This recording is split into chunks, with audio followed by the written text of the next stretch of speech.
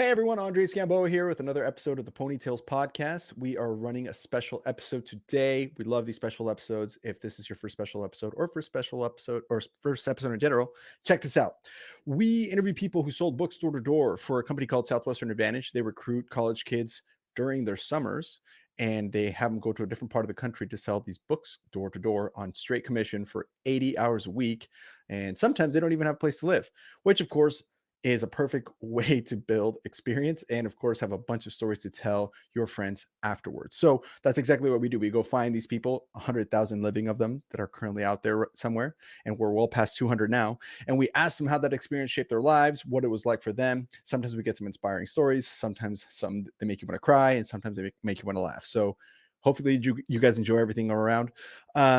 If you guys haven't heard yet, we are switching up. We have a pause on the Bizzler situation. More answers to that to come. If you are already listening to this, we are switching it up a little bit. We are no longer going to Jamaica and are going to be pivoting to a different location, which means you can have a more affordable trip. So hopefully you guys can get some more details on that later coming up. I just wanted to drop that right now for you guys listening who have been a fan for a while. A little bit about my guests today, guys. These are people who are very near and dear to my heart. I hope you guys enjoy this conversation. It's going to be more of a laugh out loud one. So make sure you guys didn't do abs today because otherwise it's going to be hurting. Of course, first time guest to the show is Aisha Gamboa, my sister-in-law. She is from Elm Creek, Nebraska, sold 8 summers from 2013 to 2020, went to the University of Nebraska in Lincoln, where she currently lives with her husband and 2 kids, my brother, of course, and my 2 little nephews, who I love very, very much. Her favorite scroll is number 5. No. It was number 2. I will greet this day with love in my heart. My second guest is Danny Gamboa, her husband, my brother. He sold for 8 summers as well. He's the second time on the show. He sold from 2013 to 2020, originally from Bogota, Kioparsa, and now lives in Lincoln. Of course, he went to school to the University of Nebraska Lincoln for communications. His is number 5, I Am Nature's Greatest Miracle. And of course, we have the legendary Grant Greder, who sold for 9 summers from 1991 to 1999. Originally from North Platte, went to UNL as well, and studied agriculture journalism. We're going to see why that was so funny. But in the back, before we were recording, we had a blast with the fact that Grant majored in this. Don't know why. Danny thought it was funny.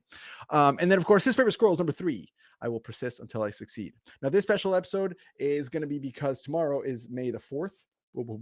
And so on that, we decided to have some Force legends come on the show and share with us a little bit about the wisdom that it takes to be able to grow something from nothing, like Granted, to the number 1 organization in this company at the time in 2001. And then when Danny took over, it was super, super small. There was only a few managers left. And then again, there was like a renaissance and it grew back to its glory. So more on that in a second when I come back with my 3 dear friends. See you guys in a minute.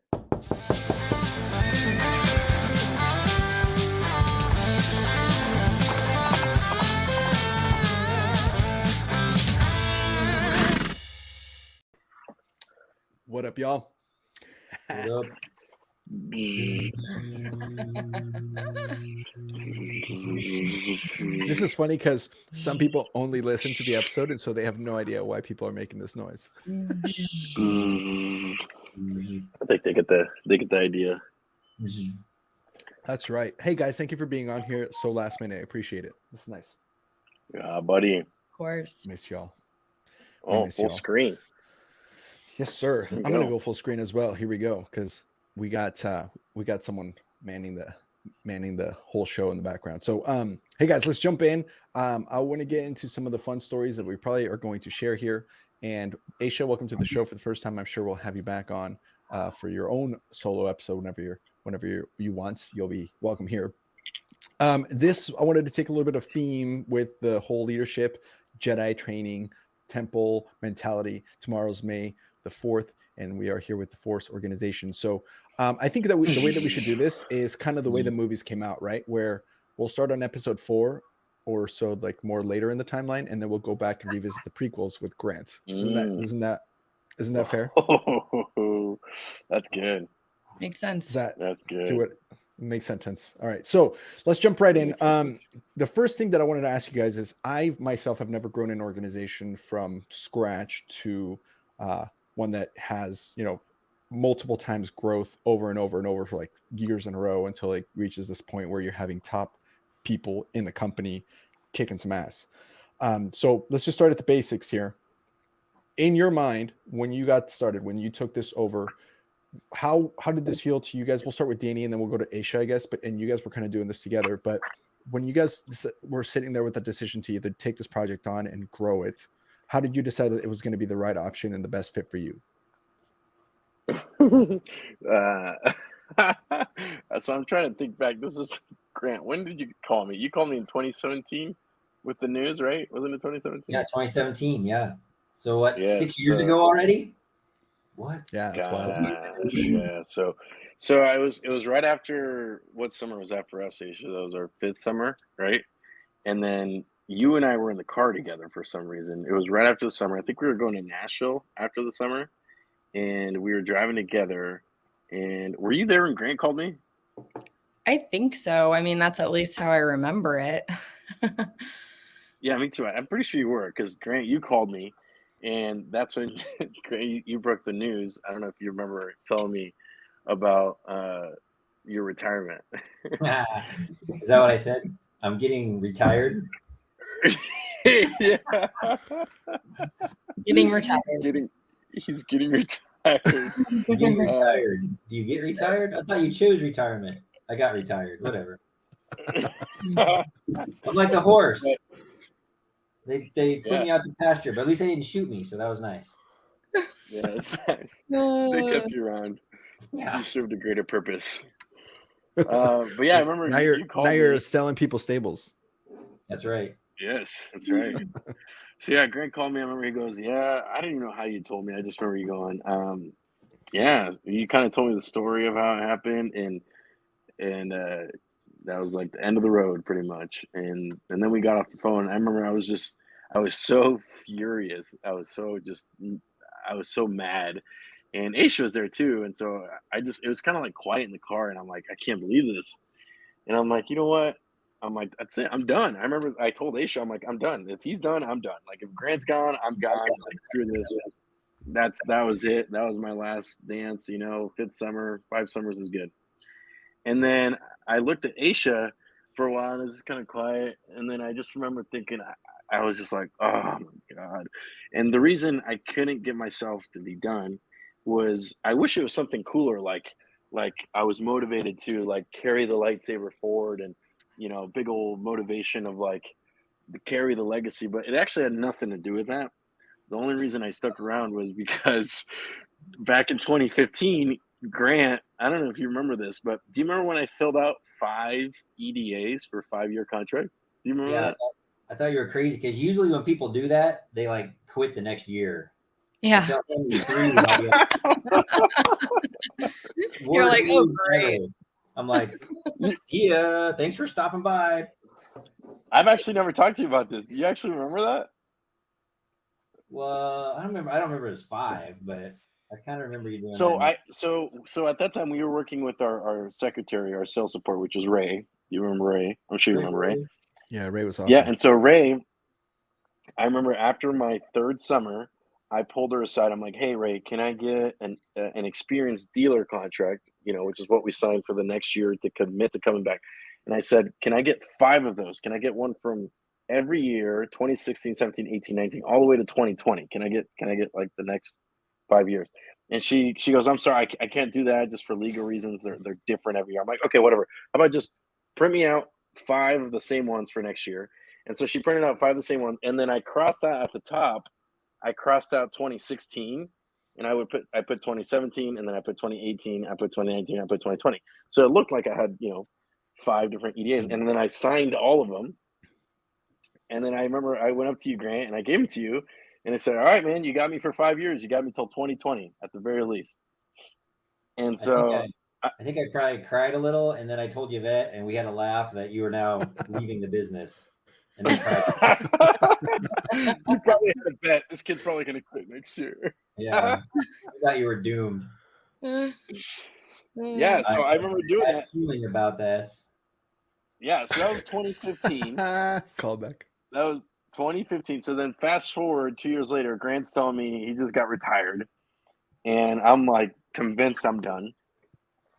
But then I looked at Aisha, and obviously because I signed those 5 dealer agreements, I remember telling every person that we worked with, I'm going to be here till 2020. I mean, I would just say that all the time. I'm going to be here till 2020, 2020. And so then I looked at Aisha and I was like, oh my gosh. I was like, I'm like, I can't leave now. I told him I'd be here till 2020. I'm like, I can't leave. So, I mean, there's probably a big part of me that wanted to, but I just remember being like, well, I can't do that. I told a lot of people that I'd be here. So that's really the only thing that kept me around. Aisha, what'd you think at that point? Because you guys weren't married at that point. Or you guys were married at that point. No, we weren't even engaged yet. We were still just dating. Yeah, I was gonna say I don't think we were even engaged. Yeah. I was also furious for sure. Danny was definitely more kosher than I was. I think I had some choice words to say and was really Like pissed. what? And not worth mentioning right now, I know. But yeah, I was really pissed because, Grant, our DSL, the guy that I looked up to forever and still look up to this day, was the leader of our organization at the time. And it was like, man, well, and at that time, I mean, I was teaching, right? So I was teaching 7th grade, 8th grade math at that time. I was trying to decide what to do with my future. And I was like definitely on the tipping point where I was like, yeah, I think another summer would make sense, but it was going to be shorter because I had to finish the school year with my students.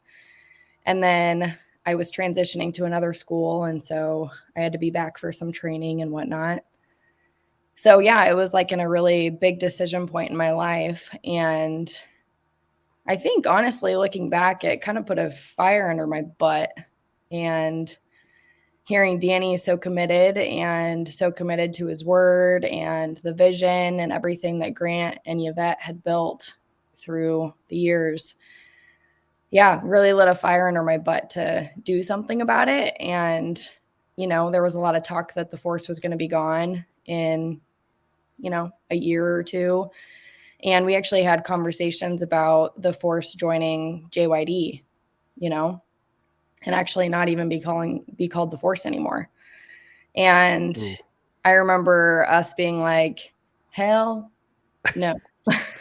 Like, if there's anything that we have to do with this, like that is not going to happen. And so, yeah, there were like 8 of us at the time. And, we rallied together and Danny was a huge part of that, leading the charge and galvanizing and making sure everyone was together and motivated and going toward the same goal. And so I was super thankful for that because honestly, I was so pissed to the point that that probably would have been a big determinant in me moving on for good.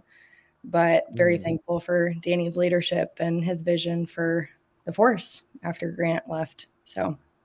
Ooh, okay. Well, I got some follow-up questions for you guys in just a second, but Grant, really quick over to you.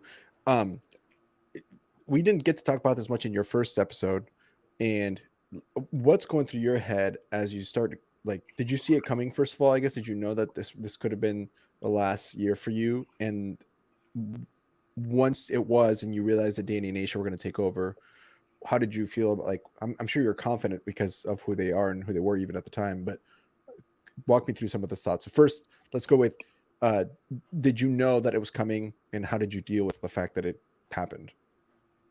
Well, I probably should have known it was coming because I saw it happen to my mentor and leader, Roy Lofton, a decade or so earlier, right?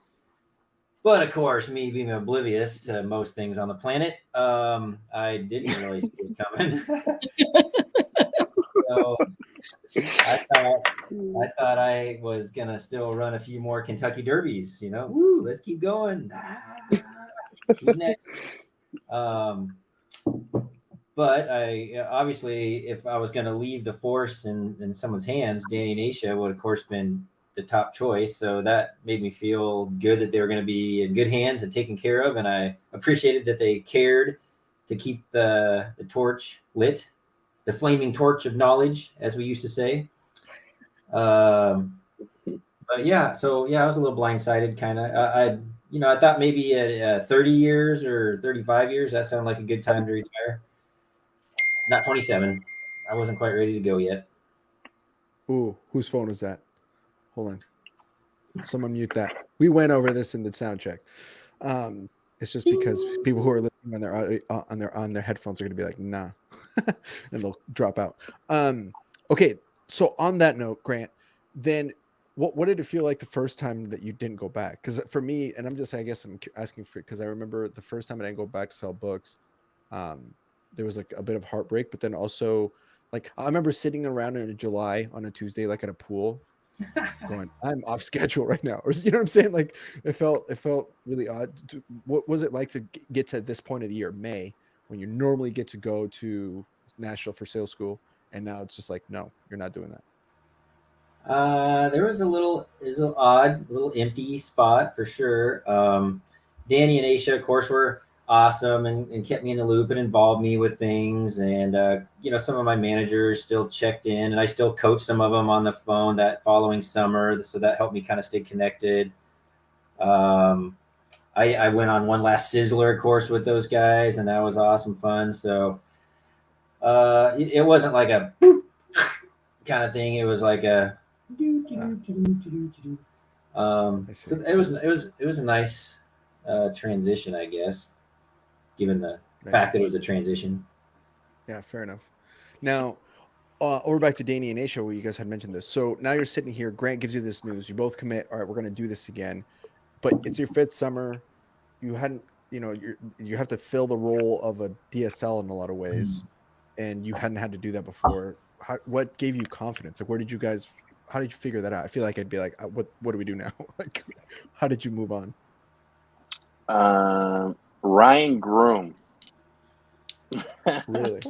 Shout out Ryan. Oh yeah. Ryan. Oh, 100%. Yeah, Ryan probably doesn't get enough credit for it all, but like he's just great, and like there's just kind of a cool way that we ended up working with Ryan, who obviously was leading the JYD organization at that time, and at that time, while the force was kind of declining, JYD was kind of growing pretty steadily, and he was kind of the spearhead of all that. So when Grant left, they decided to put all the force, most of it at least, under all the force under Ryan.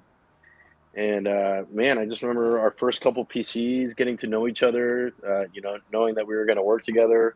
We just clicked really well, and we got along really well, and he got me excited about working with him, and yeah, I think he gave me a lot of confidence. I was able to kind of plug into his energy and to his vision. So that would be my answer. I don't know about you, Aish. I agree. Yeah, Ryan was a huge part of us not floundering completely, because I think we would have been a little bit lost. But yeah, he definitely took us under his wing and helped us create a vision and a road track to where we wanted to be, and helped us a lot that first summer. Definitely the leadership was a lot different, Grant and Yvette leading on the field to Ryan Groom leading on the field, because the organization at that time was huge and we were new, so we hadn't worked together, and it's not like we were rookies. We were people going into our 6th summer, so I think that we were just kind of trying to learn each other, period, learn each other's leadership, each other's personalities, motivations, all of that good stuff. So but he was a big help for sure that first summer.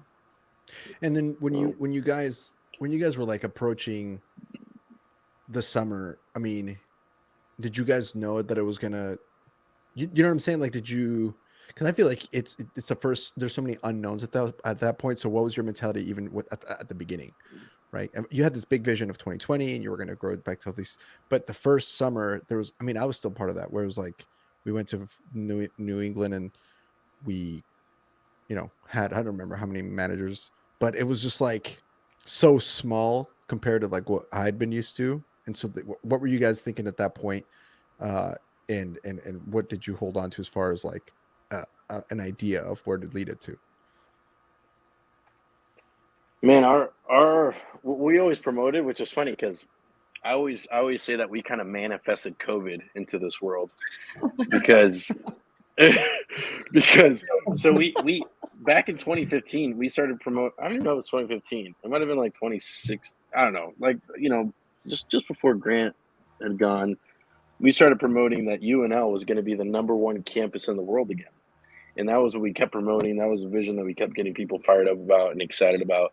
And yeah, we were growing at a pretty good, steady rate. Like from after that next summer, where we started working with Ryan for the first year, we jumped a good amount. The following summer, we jumped another great amount. I mean, we were just it was an incredible rate of growth that we were going. I mean, it was awesome. But even looking at the records on 2019, the year before, we're looking at our 2020 vision of being the #1 campus, and we're looking at these Europeans, and the Europeans, the Estonian campuses, these guys are pumping out like $1 million profit, and 2019, I think we were like the #9 campus in the world, right, Ace, or something like that, like maybe Yeah. top 10. And in order to jump up to #1 the next year, we would have had to I mean, it was just totally out of reach, like not even not even close to possible. And so I remember thinking like maybe we need to calibrate. Maybe we need to promote something different because maybe this is just kind of a pipe dream at this point. And then March 2020 comes around, and of course COVID happens, and we find out that all the European students can now come to these states to come sell. So all of a sudden, this whole wall of competition just vanishes, and we have this opening field to be the #1 campus out of nowhere. And we're like, holy cow, like we can actually be the #1 campus in the world. So that was pretty wild. So that's why I always like to joke that we manifested COVID. That was the power of a promoting a vision. Yeah. Pretty nuts. Yeah, I remember Danny and I looked at each other and we're like, oh my God, did we make this happen? Like going into our summer, we found out that we could actually go sell, which was awesome. And then we're like, oh my gosh, like we had a great recruiting year, and we were super fired up for the summer and ready to go. And we're like, wow, we can actually do this thing. This is exciting. That's wild. Yeah. Now, I do want to ask you guys in a little bit about explosive growth, of like how you go from I guess what did you guys learn about how that works and how you would use that experience today, about because both Grant and you and Danny have like that experience of we went from nothing to a little bit to boom, right? But before I get to that, Grant, this question is to you because I want to hear from you about this, and I didn't get to ask you about this, but in your opinion, and if you want, this is a story for Bizzler if you want it to be, but why did the force dwindle in the first place? Like you were there from the beginning to the end. Well, not quite the end, almost the end. It's literally Revenge of the Sith, where all the Jedi are almost gone. What led that decline? Well, there's some different theories out there, which we won't get into right now, but you could just blame it on maybe the leader was getting lazy. Maybe we can go with that one. Oh man, but you weren't lazy. I mean, I don't think you were lazy. I guess what would you like in your mind? What are some things that you learn to be like, okay, next time I have an organization or if I'm a leader, for people listening who are like trying to avoid this problem, what would you advise to like maybe not have that happen? So probably so having Yvette, she's such a great detail person and such a hard worker. So between her being really specific on the details and me maybe being more towards let's make sure we're having fun and people are bonding together, we kind of took a lot of the reins still, where we should have been probably passing more of that stuff off to Danny and Aisha and maybe a few of those other young leaders coming up. So that'd probably be my advice, would just make sure you involve your young leaders early and a lot to keep, give them a lot of ownership. We had, it was Nick and Matt Atchison and Yvette, basically my three big DSMs, all kind of departed there between 2012 and 2015. So that, it was hard to replace those three. And I should have maybe done a better job of replacing them with like a Danny and Aisha or something like that to kind of help fill that void. So That's huge, and that's a big deal because I mean, oftentimes that's actually not something we've talked about much on the show is how to like that longevity of things because very few people have been on here who've done what you've done where it's like, hey, for 25 years we just kicked ass, which is hard to do in any company. But that's a huge valuable lesson to take from you is but the best way to keep it fresh is to allow ownership. I like that you said that. Give ownership to the younger leaders that are asking for it. That's a big deal. Thanks for sharing that, man. Appreciate it. Okay, so now on to explosive growth, and this is a good way to maybe start coming up with some fun stories here at this point. But when you guys think back on like the moments in time where you said to yourself, hey, this is working, like we're doing this right and it's happening, what were some like of the major milestones that you guys each had as you guys were growing your organizations? And maybe we can still go with Grant on this one because it's kind of more into the origins of the force. But I mean, obviously you get recruited. Obviously Yvette kicking some butt is a big deal, and some of the other leaders that were in that summer. But do you remember any of like moments as that organization was growing in the 90s where you're like, man, we're heading in a very good direction? yeah, well, so to start with, you got to have a good name, right? So Of course. we were having problems before. Like when my first summer, I was part of the new Dynastics organization, which none of us knew what that meant. What's a new dynastic? We have no clue, right? So you can't rally behind form of new dynastic, like whatever. We didn't know what that meant. So that didn't go anywhere. And then I think the next year I was part of the Diamonds organization, which was cool. The rock that withstood the pressure or something. We became a diamond. That's, whatever. Diamonds seems kind of more the ring thing more than sales organization. So that didn't stick. And then my third year, we were Powerhouse. So anyway, this was the problem. We just kept names and theme and we couldn't rally behind it, right? So we decided upon this force thing and, had some ties to Star Wars, which is cool enough. So bam. So that was step one. Who's we in that, Grant? Actually, I don't even think I know that. Also, Danny, quit clicking your lightsaber. Oh, well, we, those people that you consult with to come up with good ideas. Oh, okay. But there wasn't like a specific like, oh, it was, this guy, Me and Curtis was sitting in our dorm like, hey, man. Actually, Curtis wanted to keep Powerhouse, so he was mad at me for breaking away from Powerhouse and going. Oh, really? Oh, cool. See, I didn't know this. This is good to know. What else? That was all. Yes, so go on. So obviously I was the Star Wars nerd, so I was kind of the one that said I want to call us Force, and of course us right then was really me. So I was gonna say, at what point is this like you get into 91, and is this like 92 where you're having this idea, or like are you? Oh no, this was 99, I think. Oh really? So Yvette, when Yvette joined, she didn't join the Force. She joined the New Dynastics or whatever. I think she joined the Powerhouse, maybe. Yeah, New Dynastics was too complicated. That lasted 1 year. Diamonds was 1 year, and then we were Powerhouse for like 2 or 3 years. So who's the leader of the Powerhouse? Curtis, yeah. And then so that was like in 98, 99. The powers that be wanted Curtis to go over Texas and some other faraway land, right? So I basically got to take over Nebraska because we were only Nebraska right then. So fresh start, Nebraska. We are now the Force. Okay. And so this was like 99 when the Force hit the planet running. So now this is so you started with get a good name. Okay, cool. So yeah, check. Get a good name. Check.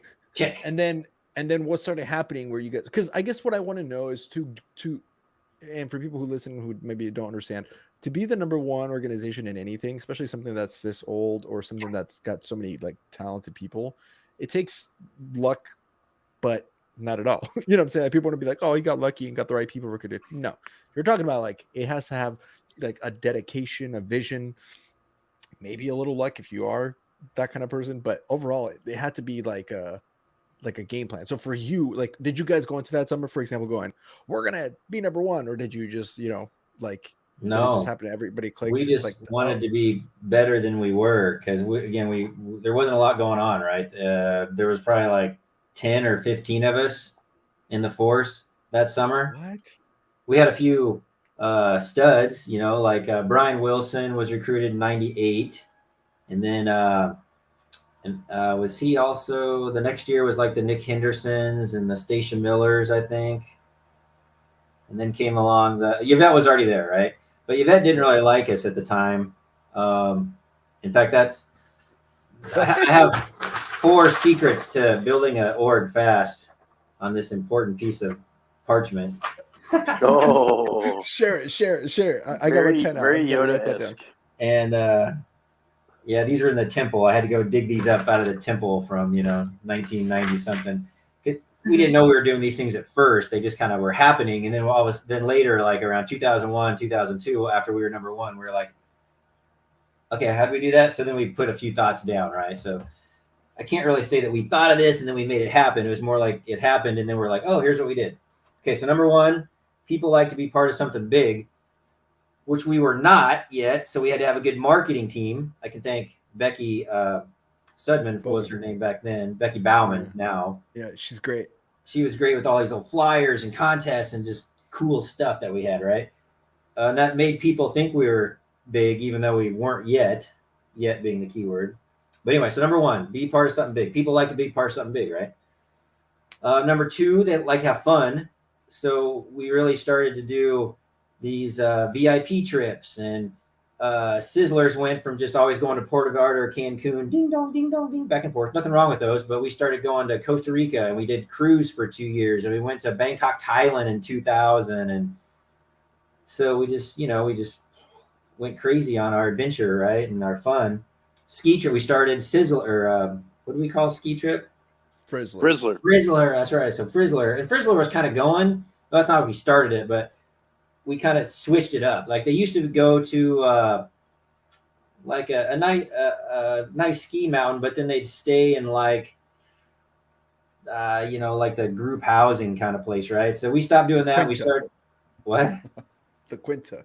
The Quinta. Well, no, more like the YMCA of the Rockies kind of thing or whatever. Just like whatever. Anyway, so we switched that up and we started doing like the multi-million-dollar ski lodge, right? That was nicer than anything that people had ever been in, right? So they were like, dang, this must be a big deal, all these fancy things, right? But anyway, so we just started pumping in the fun, whatever else we did. And then people also, number three, they like to be in an organization where they learn something they're not getting anywhere else. And so, of course, Southwestern took care of that for the most part, right? These awesome skills that you get from the Southwestern summer program. But then we tried to add in a lot of the financial wisdom that you just don't have time for in sales school, but we tried to add that in a lot in the fall seminars and PCs and really help people build some wealth. And then, of course, number four, people like to be in organizations where they're around their friends. So that's where that all got back to Yvette, because back when Yvette's first summer, she didn't like any of us, and she was definitely not coming back had it not been for Sizzler, because she actually met some people in other orgs that she liked, and so that got her back. And then, of course, she helped us start recruiting people that she liked, and then it kind of started growing from there. But yeah, so that was a little bit of the story. So Yvette was a big catalyst in like the growth of it. Like, was she like, who was leading the recruiting at the time? Who was like the big person, big team, big? Yeah, for sure. Yvette was usually bringing 10 or more people a year, and I was bringing 10 or more people a year. Brian Wilson had a year he brought 10 or more people, kind of in those late 90s.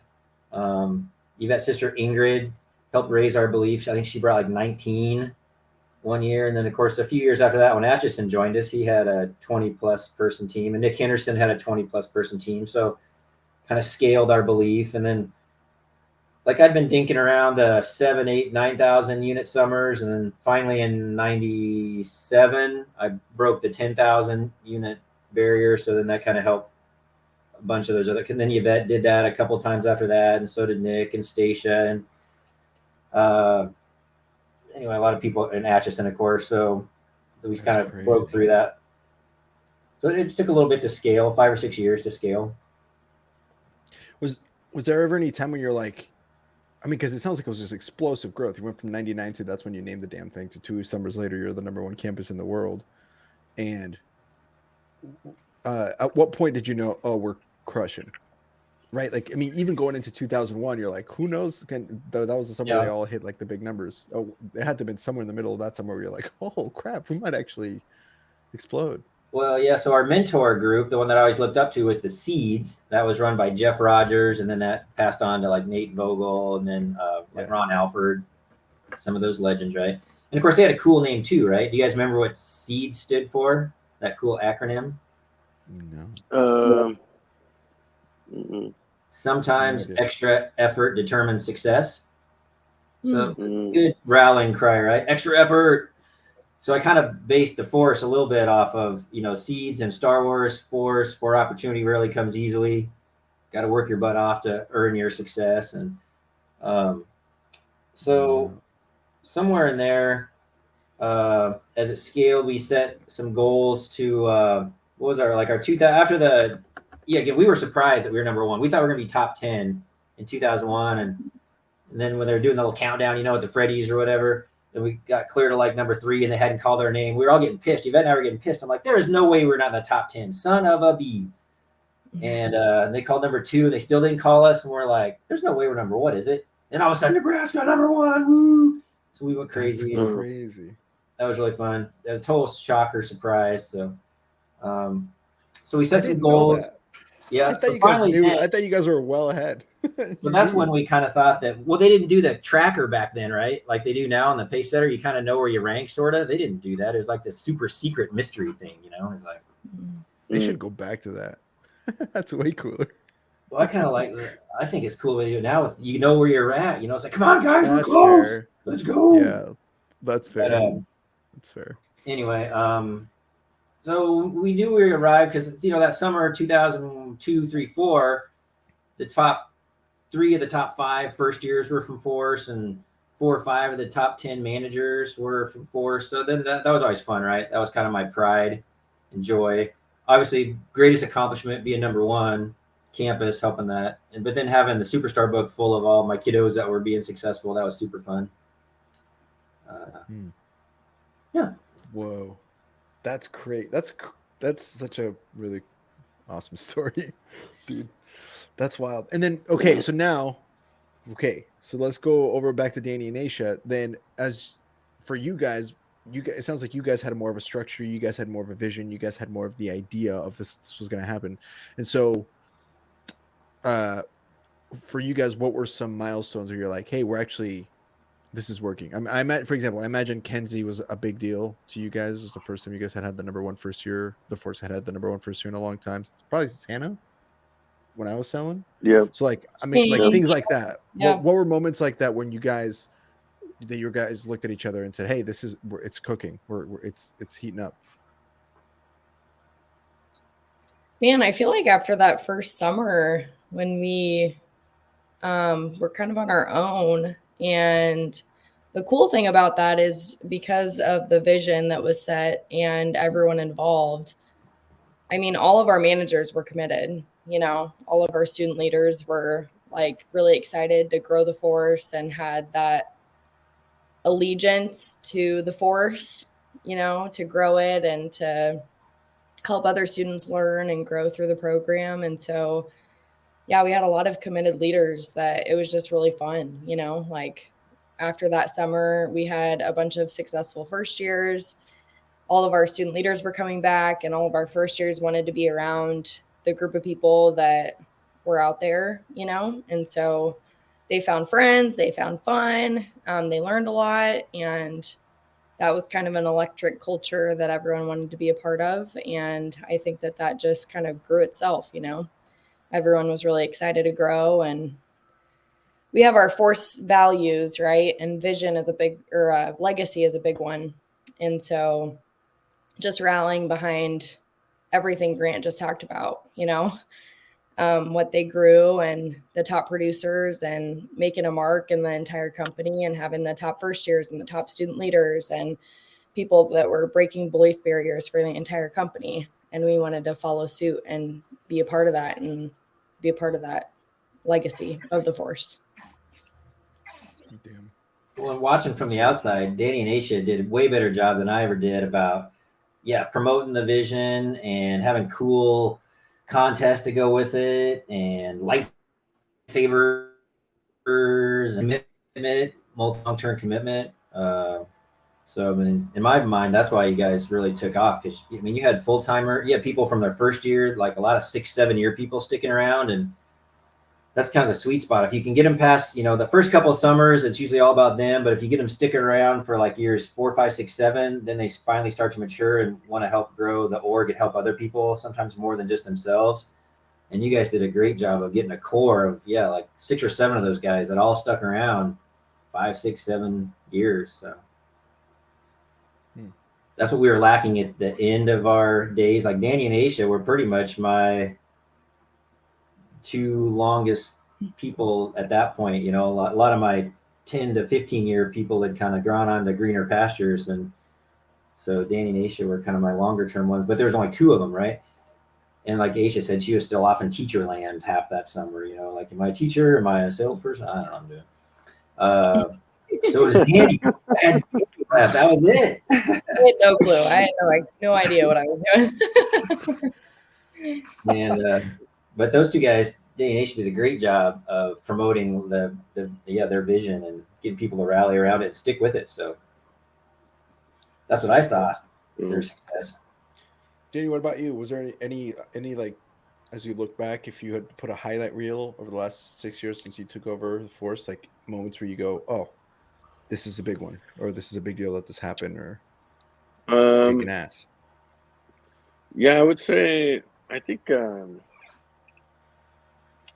trying to think just back, and I don't know, it was just cool to, I think our superpower over, like, the core factor that really was a catalyst for the growth that we had was our retention. Our retention was so incredible for those years, and like so many first years that finished the summer were so excited to come back. Like, our retention was just unbelievable. Like, the company average is like 30% of first years that finish will come back.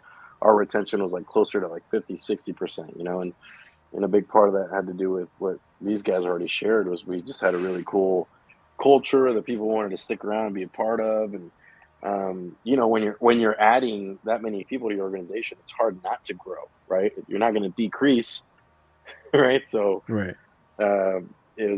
It was cool to see that retention and people want to be a part of it. And it's funny just hearing you, Grant, talk about those 4 things. It's like you look back at what we did, and it's like, yep, I think we just kind of nailed those 4 things, really well. And thinking about what we're doing now, it's like, I think honestly, we need to go back to doing those 4 things right now, and I think Kinsey was a pretty cool thing.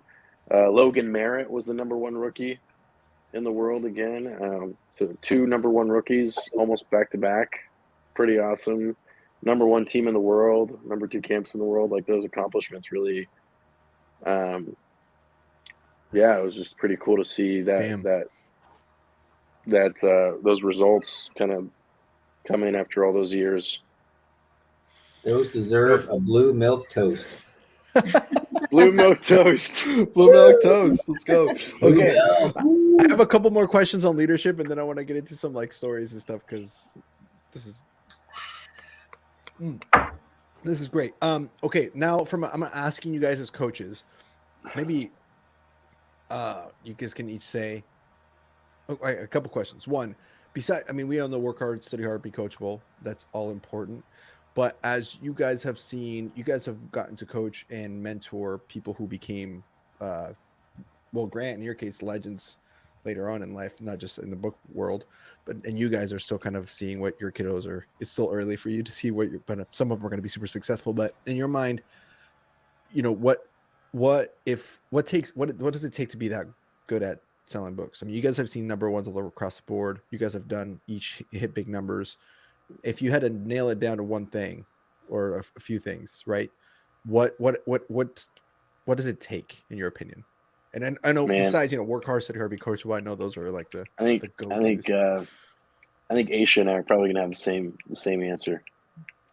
Ooh, what's If I know you well enough, but go ahead. Me? Yeah. Were you going to say What competitive helps nature? Well, man, I've been asked this question so many times, and when I'm interviewing students for a program, some people will ask me that. It's like, well, what do you look for in candidates, And I'm like, man, I just really want to work with people that have a desire to grow.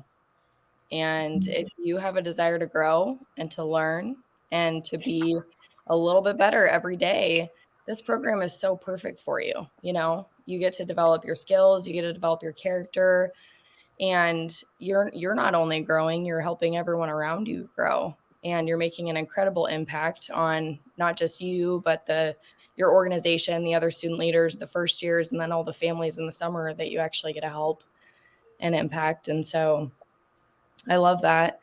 And then when I'm thinking about like someone like Kenzie Jensen or someone like Logan Merritt, I think that they just had a lot of confidence. I think Logan Merritt just had a bunch of confidence in himself and his abilities, and, nothing was going to faze him. He was unfazable. And Kenzie Jensen had the Godfidence,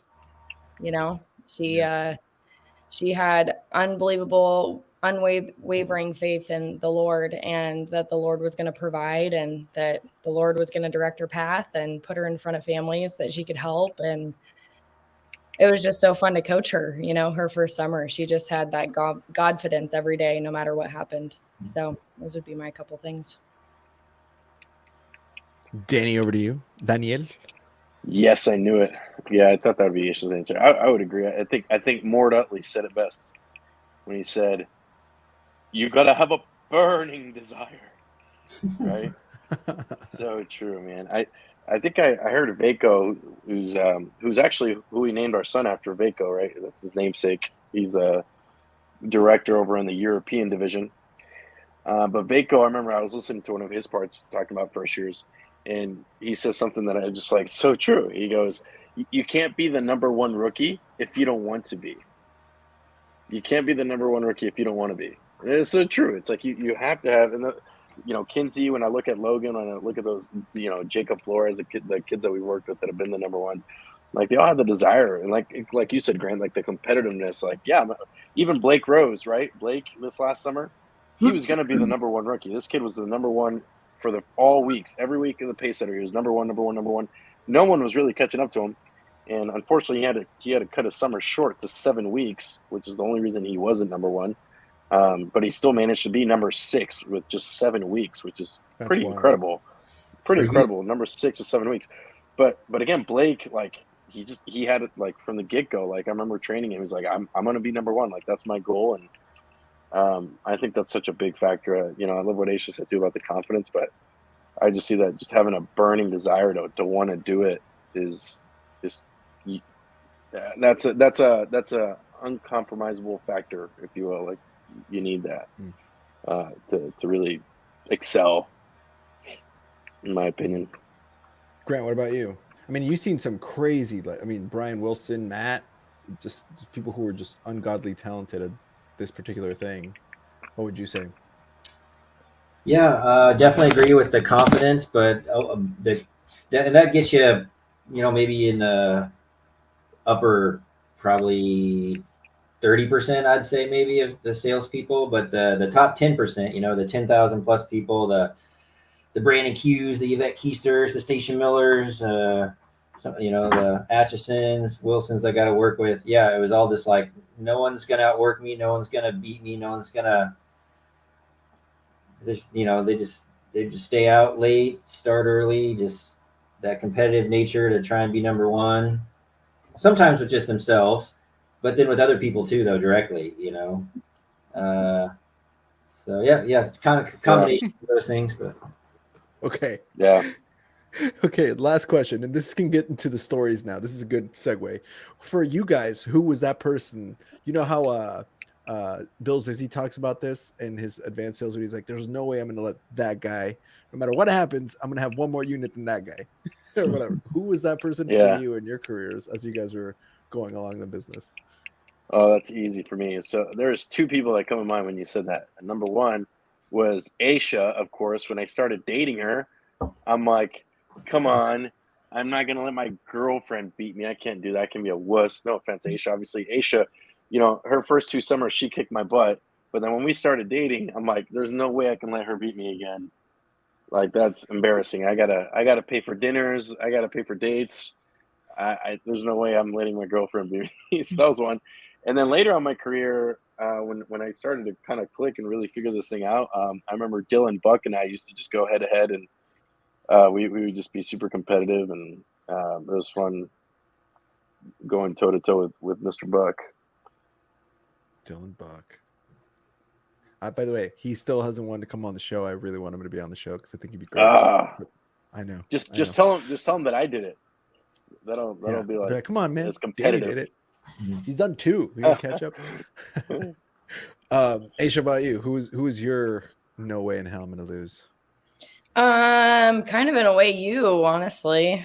I think that my first summer, Andres was definitely a person that trained me a lot of my first summer. And so, yeah, when we would talk Andres, it would just be like, man, my goal is to beat you this summer. And I definitely didn't do that, but I tried really hard. So that was my first summer. And then let's see, every other summer after, I competed with a lot of the guys in my organization, and then in JYD Force. So like Jacob Flores, Martine Cow, I loved taking their money from contests. There was one year I beat them. It was like a 2 out of 3, biggest team, biggest maybe team units and personal units or something. And I won. And so I got to take their September residuals, which is like, that's a big deal. That's nice. the biggest month of residuals. Nobody's canceled yet. Month of residuals for sure. So I mean, I added like, I swear I won so many contests that year. I added like $5,000 to my income. So Jeez, I got a lot of satisfaction from beating the guys in our company. Boys. Yeah. Oh man, Grant, what about you? I got super lucky, right from day one, because Curtis Rogers was my student manager, right, and he was one of the top sellers. So I just, tried to emulate and keep up with him, and that took me up to like 9,000 units. I think that's about as high as he ever got. So, jeez, man, he was a good person to chase. So I got lucky. Dang, that's pretty nice. Now, in your guys' mind and opinion, as you look back at your summers, I want to hear each of y'all. And Danny, and I know yours, but Aisha and Grant, I want to hear first door stories, like the very first door that you knocked on, because everybody has that story remembered. And Danny, we'll start with you because that makes bro. Oh my gosh. So I'm not sure if I told this last time, but yeah. So my first day, Grant, I don't know if you remember this, but my first day, I actually was a walker for my first 2 weeks of my first summer, because I actually lost. I freaking. So do you remember Will Pickering, Grant? Of course you do. I just remember Will. Oh, yeah, well, sure. So I followed him before my first day. I showed up late because I got out of high school and everybody was already selling. So I showed up like on a random like Thursday or something, and I follow Will Pickering. And while I'm following, I lose my car keys, and they're gone. And they have like the special chip in them, so it takes like 2 weeks to replace it. So I'm a walker. So the first day, I remember Andres was like, "All right, looks like we're walking." I'm like, "All right." So Andres is driving me to my turf, and it's raining, of course, my first day. And I'm like, "All right, here we go." And he drops me off. He's like, "That's your door." And I'm like, "All right, see you." And I just remember him driving off in his little warm, cozy car. And I was like, "Here we go." 17 years old, just ready. I'm like, "All right, it's the first door." I go knock on the door that he told me to go knock on because he pointed it out for me. He's like, "You're gonna start there." I'm like, "Cool." Well, so I go knock on this door. I knock on this door. I take 3 steps back and I wait, and I'm getting rained on. No one's answering, and I'm like, "What the heck?" So I knock again, 3 steps back. No one's answering. I'm like, huh. And I do that thing where you're not supposed to do, but you look through like the window shade next to the door to look inside, which you shouldn't do because that's so creepy, right? But I kind of look in and I'm like, what the heck? That's a long hallway. It's just this long hallway. There was no furniture or living room. I'm like, what is going on? So then I'm like, maybe I should ring the doorbell. It's like my training went out the window. I'm like, I don't know. What do you do if they don't answer? I guess we've been practicing this whole time with them answering. What do we do when they don't answer? So then I look at the ring of the doorbell, and when I go press on the doorbell, there's like 8 doorbells on the side. And I'm like, what? Why is there 8 doorbells? And then finally it clicked that I'm like at a multi-family, like mini apartment complex. And I'm like, what is going on? And I'm like, so then I'm even more confused because I'm like, do I go in there and knock on every single one? What do I do? And so I'm like, I'm just gonna skip it. And I go down the street and I see this lady outside. I'm like, and I start noticing that they're all like that whole area, they're all like multifamily. And I see this lady outside taking out the trash, and I demo her and I go, is there any single family? Are these all multifamily? She's like, oh, honey, the closest single family area you're gonna find is probably like 2 miles north of here. And so here I am on my, I'm like, what? So I'm like, shoot. So I get on I don't have a car. I'm just using my Lamborghinis, my Chevrolets, and I'm just like chucking. I'm just like running. But that was like the first goal period of my first day ever. It was just running in the rain, trying to find a door to knock on. Oh man, on your feet-mobiles. On my feet-mobiles.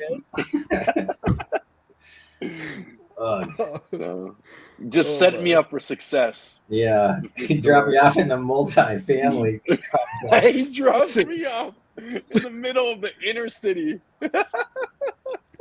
In my defense, I only sold in country the year before, so I had no idea what like residential houses actually look like. I was like, I don't know.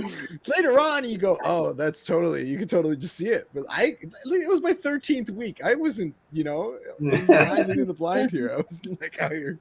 This looks nothing like what I did last year, but we're just gonna go for it. That's hilarious. Brutal. Oh man, how'd you make it? Good job, Daniel-san. Yeah, 2 customers first day. Wow. Still remember. What? Oh, this is my next question. Was the first customer question, but okay, Aisha, first door, Grant, first store, and then we'll roll back. First customer stories we do a lot of firsts here in the show. I don't know if you listened to it, but yeah. My first door was, an old woman. I mean, I wasn't prepared for that either. I had I think Angela, my student leader, right, my best friend from kindergarten.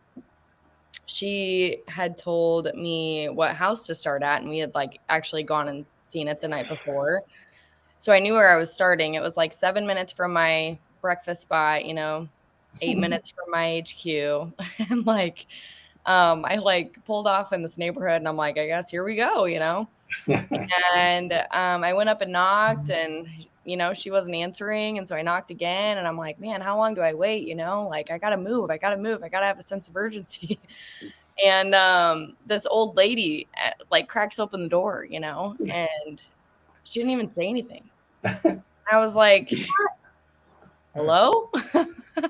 And she was like, what? And I'm like, my name's Aisha Burke, and I'm selling some educational stuff because I forgot my whole approach. I mean, it's just like, and I'm like, are you the mom of the house? And she's like, what? And I'm like, oh my God. I'm like, yeah, I this is my first day, and I'm talking to all the families. And she goes, I don't know what you're saying. And she just closes. Oh, jeez. And I'm like, all right, who's next? Here we go. 7:42 in the morning. Yeah, literally. It was so early. I think I started at 7:22 or something. I was so close to my territory. I'm like, you know what? I'm going to be a top first year. I'm going to work 14 hours no matter what. Like, I'm starting early. I'm ending late. So yeah, like 7:22, I swear, in the morning, I like knocked on this woman's door, and yeah, and it Nice. didn't get better from there. I honestly I feel like I hit 50 houses in the first like 30 minutes. I was yeah, like the second mom was like, I'm trying to get my kids off to school, and I'm like, okay. And she's like, I don't have time for this. She slams the door in my face, and then I go to the next one. She's like, what are you doing? I'm working from home. I'm on a conference call, and I'm like, yeah, well, I'm just selling books. And she's like, well, I'm on a conference call, and I'm like, yeah, okay, do you have a minute? And she closed the door in my face, and Oh my it god. was just like door after door after door. Actually, Elena Arndt was gonna come follow me in my turf my first day. And so she was going to be there at like 8:30. And so I'm not kidding. By like 8:30, I had been to like 50 houses. And she's like, what are you doing? And I'm like, I don't know. I literally don't know. I'm glad you're here. Meanwhile, while you were hitting these 50 doors, Danny was still running to where there wasn't. Danny's still running. Yeah. Danny's at this moment. Literally, Danny is running to single family homes. Yeah. I'm out here getting demos. You guys are dude. suffering. Yeah, man. Yeah. I sprinted too, man. Like I was like, I could tell Aisha just, Aisha, like right after this, sales school, you're still so cracked up on sales school, and you're just like schedule. You're just like hyper mode. I just remember sprinting my ass off. Go to the next house. Grant, what was your first store? Very non-eventful. Curtis was following me. I was hoping he was going to go do the first one, but of course he made me go do it like a good manager. I couldn't eat breakfast to start, because I was so nervous at the Wendy's. That was our breakfast place we found, the Wendy's. Looking back now. Wendy's. We're not sponsored by Wendy's, but we could be. Yeah. Oh my god. So knock, lady in her gown comes to the door, and what do you want? And what? Nobody wants you here, And I'm like, okay. And that was it. And then she slowly shut the door because I couldn't think of the second approach or anything. And so I turn around, and I just look at Curtis, and I'm like, what'd I do wrong? And he's like, get in the car. That's all he said all day long. I kept trying to get some pointers out of him, right? Like, this is not working. Teach me. Oh, great one. And all he would say all day long is like, get in the car. Who's next? Get in the car. I want to punch him. But that reminds me too, though, what you asked about why top first years are top first years, because like both Danny and Aisha were just so dang coachable that the thought of this sucks and what the hell am I doing out here? This is the dumbest thing on the planet. Nobody wants me here. Didn't enter their mind, right? What entered their mind was who was next. And that's what, for some reason, some people that clicks with, right? And some it doesn't, right? Because half the first years experience Aisha's first hour, and they're calling home and packing their things later that day, So I don't know what that magic is. Must good parenting or something, adversity in life before they came to the book field, and then some just diehard coachability or something. That's a big factor too. And gosh, that's so true. I can speak to that specifically because of I was training both Danny's training was here and there going into his summer, but I know, for example, from an Aisha standpoint, it just was, she was always the first one at the weekly meetings. She was always the last one out. She was the one that had her sales talk memorized, and in and of itself, that necessarily doesn't guarantee success, because we've had plenty of first years. All of us probably have had first years in our teams that had it all figured out, and they quit, right? But I don't know, that was something I remember with both of you guys going into your first summer, that I'm like, you just never worry about you guys going home. There was never that wasn't even like an option. I thought about it, but I'm like, there's no way. Especially Danny, because you're like, you're not going home, bro. I'm keeping you here until you're done. Yeah, it's just, it doesn't even cross my mind. It really didn't cross my mind. Like I remember like crying and frustrated. I remember you told me I was gonna cry, and I don't really, for anyone that knows me, I just don't cry. Like I almost wish I did. That'd be kind of nice to know what that feels like, right? But I just don't cry. And I remember you were like, you're gonna cry. And I'm like, no, dude, I'm not gonna cry. And I remember it was like week 2. Yeah, week 2. I remember like punching my steering wheel, so frustrated, and just a little teardrop. Just, and then I ate it because I'm not crying. But yeah, But you had a car. but I did have a car by then, so that was nicer. But yeah, it never even crossed my mind. Unlike Danny, I cried every day, all day. You know, my first week. But Aisha, you cry watching a dog poop. Like you'll cry. It's true. Oh my God. Pretty emotional. Aisha We're like cries. polar opposites. Yeah. Aisha, if a dog starts squatting, Aisha's like, nature's beautiful. Like just. Yeah, I definitely called you that every night my first week and was just like, I don't know what I'm doing. I'm not good at this. How is this ever going to get better? Yeah. It's crazy. I was definitely a crier. I still am a crier. So you're Dude, right. I remember coming home. Do you remember me coming home at the end of the first Saturday, my first week, and counting up my units? Dude, so I don't know if I ever told you this story, Grant. I think I've told you, Aisha, but that was like the first week that I like Andres and I obviously really close growing up together. And, you know, brotherly love. It's like, oh, it's just my brother. But this was like the first time I gained like another tier of respect for Andres. I remember it was yesterday because like I came home, and this is back when we had the bar, the physical bar where you had to fill out your stat. So it's like Saturday night, just wrapped up my first week. I'm like adding up all my units, and I remember I added up my units, and I was like, all right, I got 72 units this week. All right.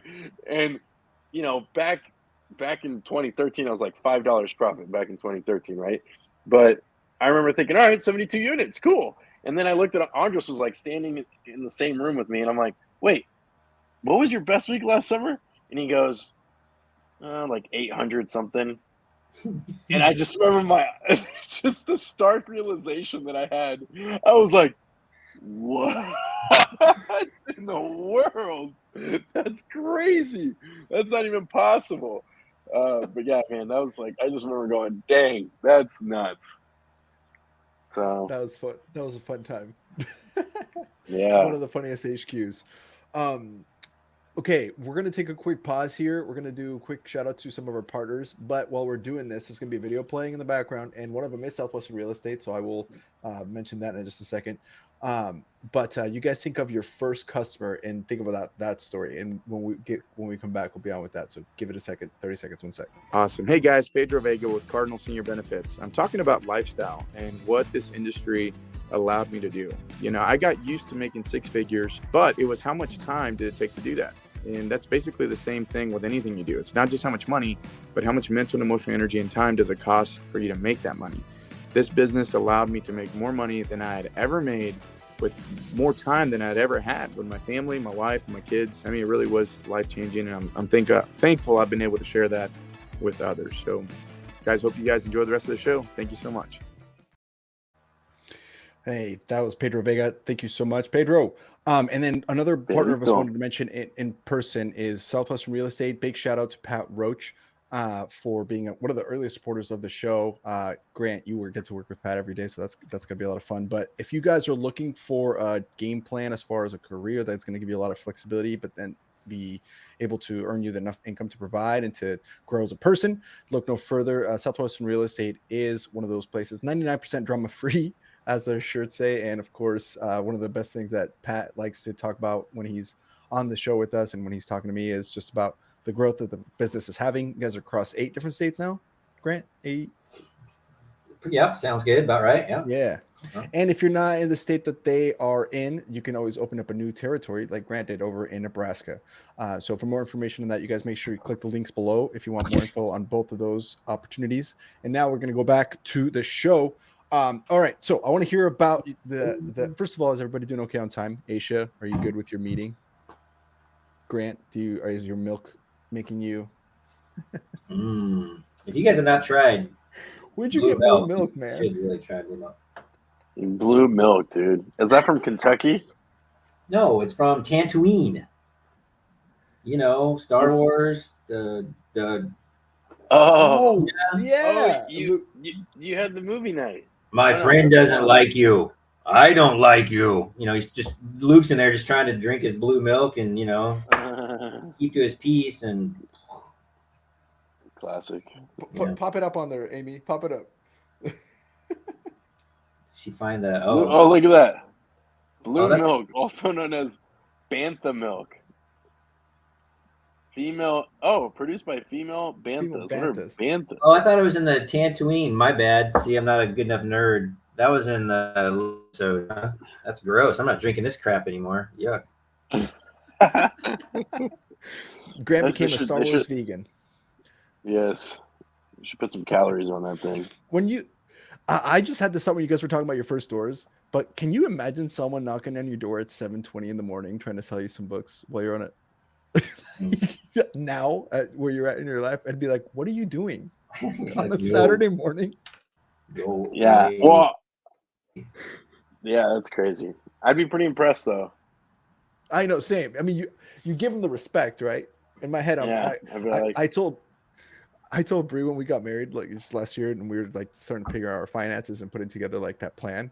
And I was like, so you need your emergency fund, you need your intermediate fund, and you need like your retirement fund. And I was like, we also need one more fund, and this is going to be we're going to keep like $5,000 in it, and this is going to be our door-to-door person fund, where if someone comes to the door, we are buying whatever it is. We're going to give them dinner, water. If it's a vacuum, we'll buy it. If it's the knives, we'll buy it. If they're books, we're going to get 2 sets and donate them. Like that became, for me, I'm like, we got to pay it forward. There's no way. Even if it's a scam, it's like, all right, man, tell me the scam. Just tell me the magazines or whatever. Paint my house, whatever it is. What are you scamming? AJ Skolsky. AJ Skolsky has a sign on his door that's, what does it say, Aisha? It's like, what? Solicitors welcome. Solicitors welcome, yes. Welcome.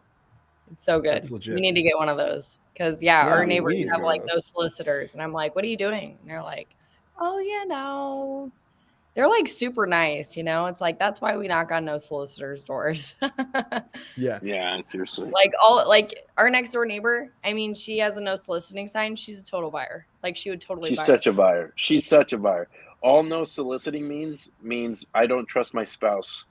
Yes. To not buy anything. That's all that means. Hey, catch me when I'm alone. That's right. All that means. Yes. It means my spouse cannot control themselves.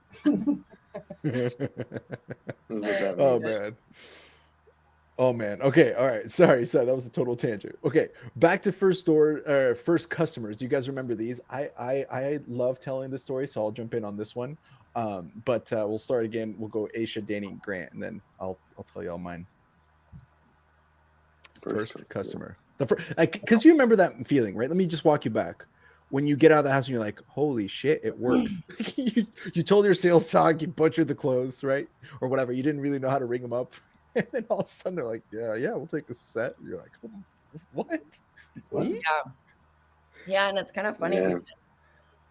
I mean, I was just doing some trainings today and talking about my first day and my first sit down and then my first customer, So it's so funny because my morning went like that. Like I was just like running around like a chicken with my head cut off.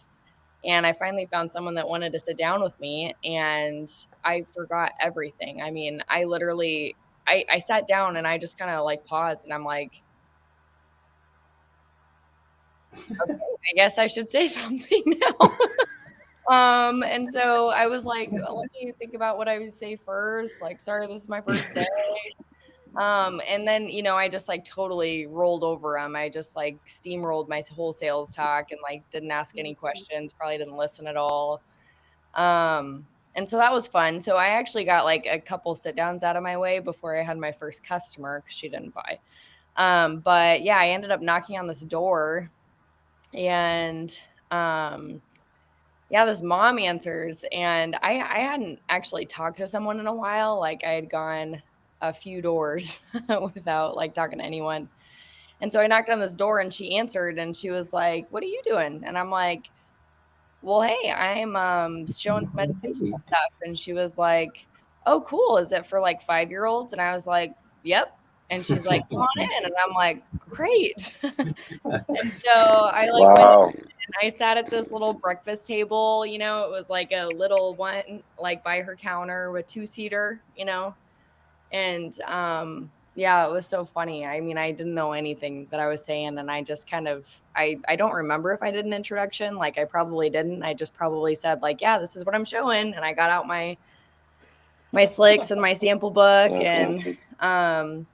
you know, I like go through the whole thing, and she was just like, wow, this is incredible. You know, like my son would love this. And I was like, yeah, it's pretty cool. And I kind of did this is how it grows up with the kids, you know, and she's like, so how much is it? And I was like, that's a great question. Like, I have no idea. You know? So I'm like, what do you like? You know, like, what are you interested in? And she's like, I love the whole thing. And I'm like, wow, really? She's like, yeah. And I'm like, okay, well, let me get my price list. And so I like get in my bag and I'm like looking for my price list. And I'm like, I don't have my order book. I don't have like anything in my bag. Oh my gosh. I'm like, you know what? Like, I think it's around like $400 or something. So I'm just going to run out to my car and get my order book, and then I'll be right back.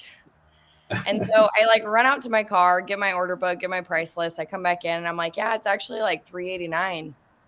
That's not bad, is it? And she was like, that's not bad at all. And I'm like, great, you know? And I'm like, so she's like, yeah, do you guys take check, card? And I'm like, yeah, I mean, check works best. And she's like, cool, great. So she goes and gets her checkbook, writes me a check, and I got my order book, wrote her an order. And I'm like, wow, that was incredible. You know, took a picture, posted it on my page, and went on my merry way. I walked out the door and I'm just like, wow. Can't believe that works. Like, I was like flabbergasted, you know. It was just like one of those things where I did nothing right. I did absolutely nothing right. The only thing I did right was just showing up with a great attitude. Like, I was excited to talk to this mom that wanted to talk to me, you know. So anyway, that was my first customer. Yeah. Gotta love it. Nice. Classic. Yeah, I mean, mine's pretty similar. Just, you know, luckily, you know, fast forward to my running through the rain, I finally found some residential homes. And I was so worried about not getting my 30 demos that I even like stopped to knock on a couple of those multifamily people on the way, and, you know, just got rejected left and right. And it finally cleared up. It was like around noon. And yeah, I ran into this guy comes out. He's wearing like this polo with like blue polo with the police academy. So he was in the police academy. He's a single dad, and his name's Andrew Whitaker. I still remember him. And Andrew sat down. He had like 2 girls or something like that, and went through the whole thing. And just like Aisha, just botched all of it, just kind of like showing him. And he's like, just like any rookie, I'm sure that's everyone's first customer. And they're like, yeah, I'll take that whole thing. And I'm like, cool. And it's like, do you take credit cards? And that's a tricky one, because, you know, back when we used to take the order books, you know, I wish I would have just said check, but he's like, do you take cards? I'm like, I think we do, you know, like, yeah, sure. So he's like over here, and he's like, all right, so we're like, do you swipe it or what do you do? And I'm like, I don't know how do you do that, but I think I'm supposed to write it down on my notepad. He's like, really? That's interesting. I'm like, yeah. I'm like, well, yeah. So do you remember? Yeah, it was super sketchy. So do you remember the order books? So there were 3 different layers of the order books, right? And the first layer, you could fill out their info, but then the second layer is where you put their credit card, because then the first layer would cover it, so you couldn't see the credit card. So the credit card number would not be exposed on the front. It would be hiding behind the second sheet. Well, it took me like 3 weeks to figure this out into my summer. And I finally figured out, like, into my 3rd week, that you're supposed to write it under the second one to hide the number. so I mean, it was a wreck. And so, yeah, he took the order. I'm like, okay, I think you keep this receipt. I take that one. Okay, whatever. And I'm like, all right, well, I guess I'll see you in August. He's like, cool, I'll see you in August. And that was it. And I'm like, all right, who's next? And then I just kept running. But yeah, that was my first one. Cop name, Mr. Whitaker. Grant, what about you? 1991. Take us back 22 years. That's before any of you were born, so I can't remember it. That's actually true. I'm too old. Accurate. I do recall it was still with Curtis. It was a grandma, And I did the approach, and she stops me and said, "Well, come in." And I turn around to Curtis. I'm like, "I'm not supposed to go in, am I?" Because you don't go in on grandma's, right? Waste of time. I'm just like, "No, it's okay. I was just wondering if you could tell me where some kids are." She's like, "No, come in, come in." So we go in. I'm like, I do not want to go in, right? Because I know this is wrong. This is wrong. We're not supposed to go in on grandma's. But she ended up buying the cookbook, right? Because of course she had no kids the right age group anymore, grandkids or whatever. So she bought the cookbook, but of course she didn't trust me, so she didn't put anything down. And I had like 3 or 4 more customers that same day, all week orders, right? So of course I just thought I was doing it wrong. This doesn't work. No one's. Do people really give you money, Curtis? And of course he's like, sure, people will give you money. And I'm like, wow, what am I doing wrong? So plenty of 3 or 4. frustration. That's pretty good. That's pretty good first day. Yeah, I even sold Not bad at all. the study guide, the VLs, a couple times, but again, it was all week. So Especially on a follow day, man. If I had to for sure do 3 or 4 on a follow day, I'd be like, wow, this guy's a stud. yeah, I had potential. I just didn't know what I was doing. I mean, and you exceeded that potential. You became the legend that you are. You collected some cash. That's right. Yeah, I think my first week I had like 25 customers and like 3 of them were solid. Jeez. That's incredible. Yeah, and of course all the managers were like, "Oh, whisper. Oh, and I'm just like, because everybody beat me in solid units, right? So I was like not at the end of the recognition circle. I was like one of the first guys out. I'm just like, this sucks. Boo. But Wow. Slow learner. Jeez. Oh man. My first customer, I love telling this story because it was the funniest. It just shows that there's ponies everywhere. There's a pony with mine was just, I saw the pony first and then waded through the manure. It was on our way to the sales territory. We hadn't got to the territory yet. So we leave Nashville on like a Friday, right? To get up to New England. And then we stay Friday night, like within a few hours, because it's like you can't do that trip all in one day. So you stop like 12 hours later. And usually if you go, the way we went was towards Erie, Pennsylvania, which is because we were going to upper state New York. And so we stay at this hotel. Next morning, we all do our execs, which of course to the people who are outside of the exec circle, it looks like the weirdest thing in the world. And so we're at the parking lot of this hotel and we're all doing like, because I'm successful, blah, blah, blah. And then the guy that like one of the people that works at the hotel is this guy who like does like the laundry of the place, where he cleans the sheets at this hotel. And he comes outside and he's just like kind of looking at us like 10 feet away. And I'm the person nearest to him. And so he's like, "What are you guys doing?" And so I'm like, and I went and talked to him. I'm like, we're doing the center chip, or we're selling like these books door to door, and we're on our way to, all this place. And I'm like you said, Danny, fired up, literally off of the sales school, energy. And I'm like, it's gonna be the best summer ever, and we're awesome, and everybody's happy, healthy, terrific, and all this stuff. And he goes, "Books?" I go, "Yeah, they're like books to help kids with homework." And he goes, "Like with math?"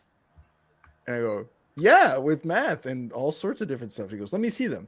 And so I just go, "Okay." So then I just pull out the sample, I pull out the sample and I start doing the demo. I didn't do any report, just straight into like, "All right, here we go." And he looks at them and he goes, "This is great. I love this. This is awesome." And I keep asking him the questions. And then I go, "What everyone likes about," and I just start closing him. I'm like, "Screw it. Let's see what happens." And he goes, "Great. Yeah." And he fills out the green card. And at this point, since I had just gotten recruited, like literally the week before, I had I was just playing catch up a lot of sales school. And so I didn't know how to fill out the order pad. and so I was like, 1 second. So I go over to Steve and I'm like, "Hey, Steve," it's my manager. I go, "Hey, Steve, this guy just bought books." And he goes, "What do you mean?" I go, "He wants to give me a check, but I don't know how to write this up." And he goes, "What?" And so I had to explain it to Steve. Come over. He helps me fill out the order pad, and then he hands me a check. And they're still doing execs. And so we go back to the circle. And so he goes, "Okay, this is the first thing. He goes, okay, if you have a customer, stay standing up." And then everybody just goes down. And I'm like, I did it. That was my first customer. That's awesome. So cool. And actually, Danny, you were with me when we went and delivered because he was like my Yeah. last delivery. I remember we stopped. We were on the way back to Nashville. And we stopped at this janky little hotel. I'm like, "What the heck are we doing here? We're collecting drugs." And he goes, "No, I got to deliver to this guy." I'm like, "What do you mean you got to deliver to this guy?" That was his first customer. The guy gives him cash, and I hand him books, and he's like, Wow. "What the hell just happened?" It's funny. Oh, that That's was a amazing. good time. That was a good time. Yes. All right, guys, we're gonna go into what we call the Will Metcher rapid fire questions now. These are gonna be like more like targeted questions about your time in the book field, and then if you could each after that close with like your favorite memory, story, or legacy wisdom that you want to pass on to any leaders listening to this, that they're like, all right, I want to learn this leadership stuff. Maybe you talk a little bit about that. Usually people tell us their favorite story from their summer, funniest customer, something crazy that happened. We've heard it all. So think about those. This is going to help you jog your memory. So this is what we call the rapid fire questions. And these ones, this episode are brought to you by Will Metcher and Southwestern Consulting. So question number one, and we'll go in counterclockwise. So we'll start with Grant and then Danny and then Aisha. But question number one, what was your favorite turf that you ever sold in? Not kind of turf, we'll get to that one, but favorite like state and or city and or county school district that you sold in? Probably out in Fredonia and Dunkirk, middle of nowhere, New York. Yeah, New York's special place. Special place. Danny? That's good. Probably this little town, the Swansea School District, which is Troy, New Hampshire. That's some good territory. Good territory. Aisha?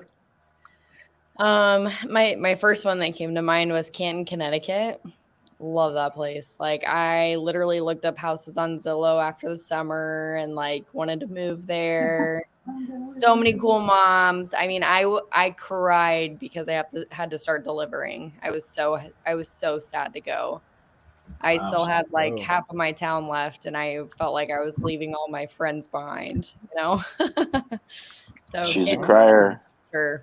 Yeah, I did cry. Nope, for sure. I probably told Grant. Complained about it.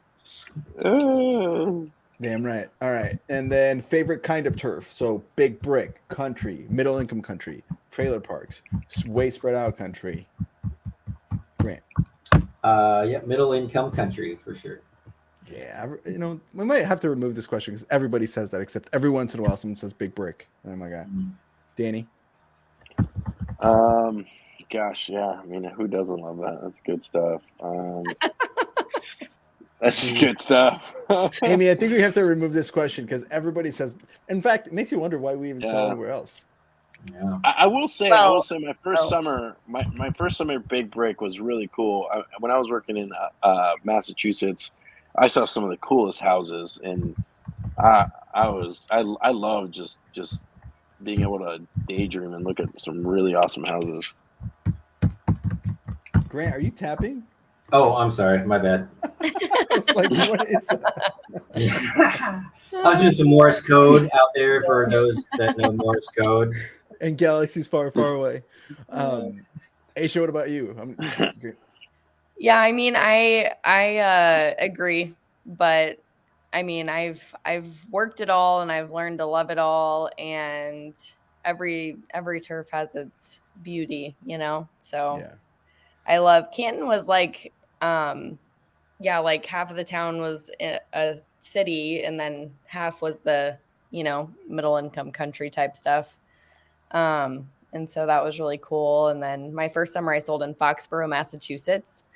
And so it was like kind of the suburbs of Boston, but it took me like three or 4 weeks to figure out that the Patriots played there. So it's pretty cool. All the parents were like, "Come down to Patriots Place," and I'm like, "Oh, what's down there?" You know, and they're like, "Oh yeah, there's like bars. There's like a ton of bars and restaurants. It's like super cool, you know, down on Patriots Place." And I was like, "Cool, yeah, like I'll have to go check it out." You know, 3 weeks. 3 weeks later. No, that Tom Brady played work there. I felt like an idiot, but I was a first year. Okay, I was just trying to go to the next door. Like I didn't know anything. Tom Brady works right there. Nice. All right. Favorite advanced sales. Ooh, probably got Dan Moore's advanced sales. Yeah. Or is that what you mean? Like which? Yeah, like CD tape, like or yeah, like Dan Moore 1 and 2. Come on, be more creative than that. Say a lot your purpose. That stuff. Yeah. That's good.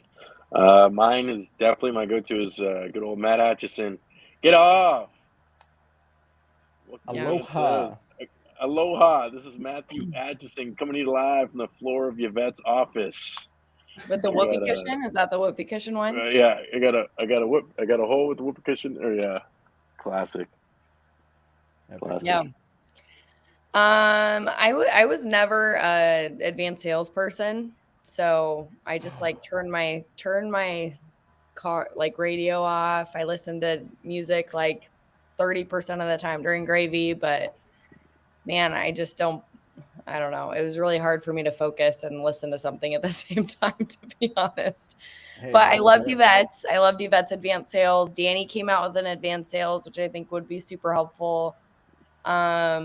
And then I loved the Lee McCroskey, Dan Moore rendition. Oh, yeah.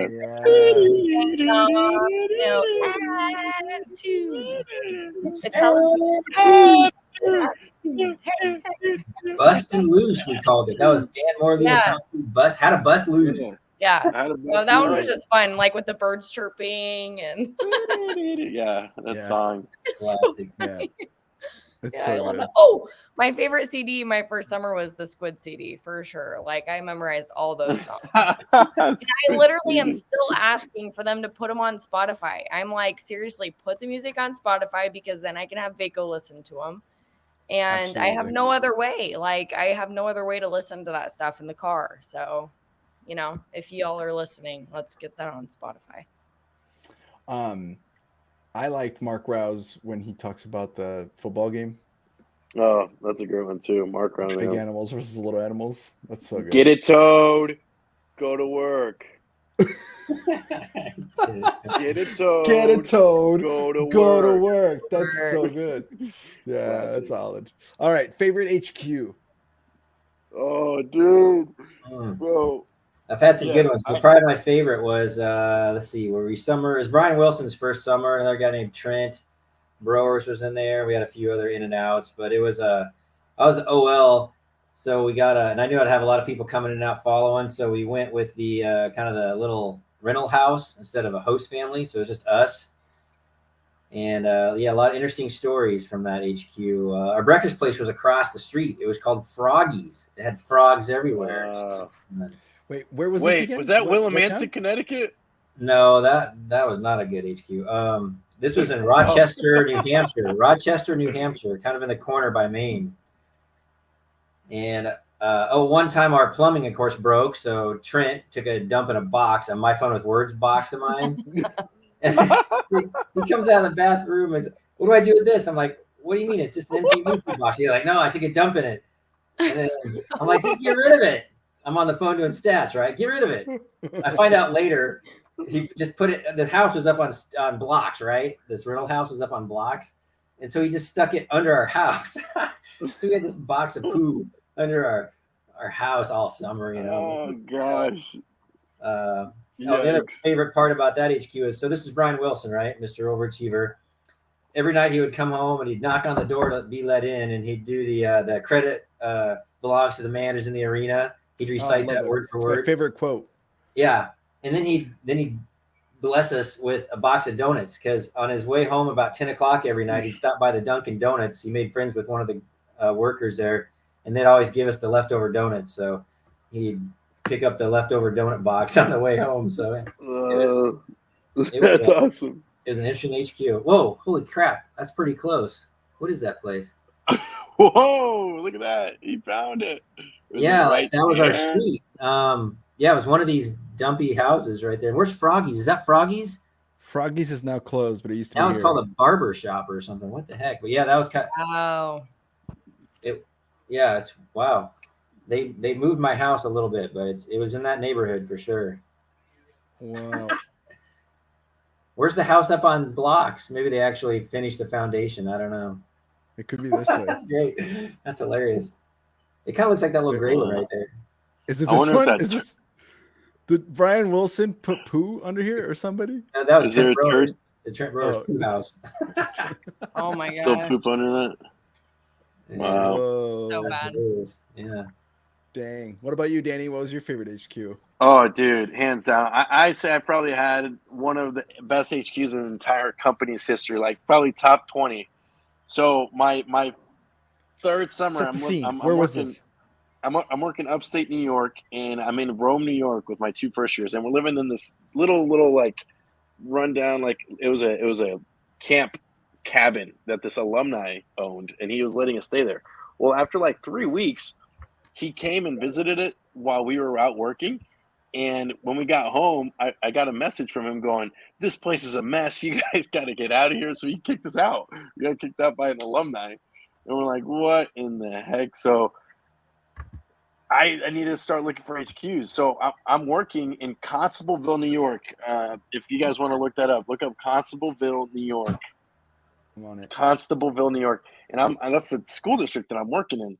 And I'm working, and I sell to this mom, and she has this high schooler, and she's outside pointing me in the right directions, and she's giving me pre-approach and telling me where to go next.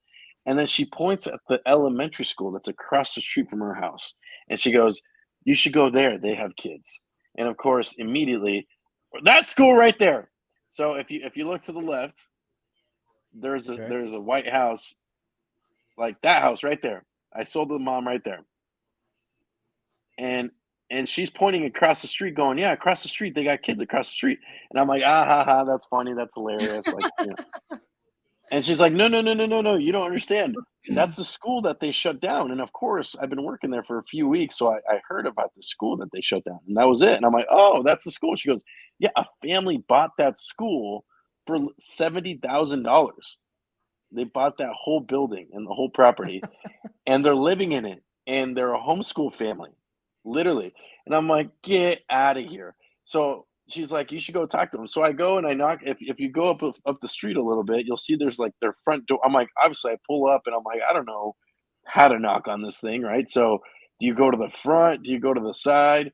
And there's a little door right there. If you turn and look at it, that door right there where that car, I might have to go a little further. Right there, if you zoom in on the side of the building, that door right there. So I knock. I have no idea if they can hear me. I'm banging on this thing like, "Dude, dude, dude." And I'm waiting. I'm like, I don't think she's coming out. And then this lady came out. Trish comes out. And I do my approach. She says, "Not interested." I'm in a middle meeting. Second approach, third approach, nothing. And she turns around. She's kind of done with me, and she's walking inside. And I go, whoa, wait, hold on. Totally different question. I'm so sorry to bug you with this, but, you know, I told her about our situation and how we were looking for housing. And I'm like, "I heard you guys house traveling baseball teams. Is there any way that you'd be open to hosting?" And of course she goes, "Wow, let me think about it." We meet them on Sunday. Long story short, they agree to host us.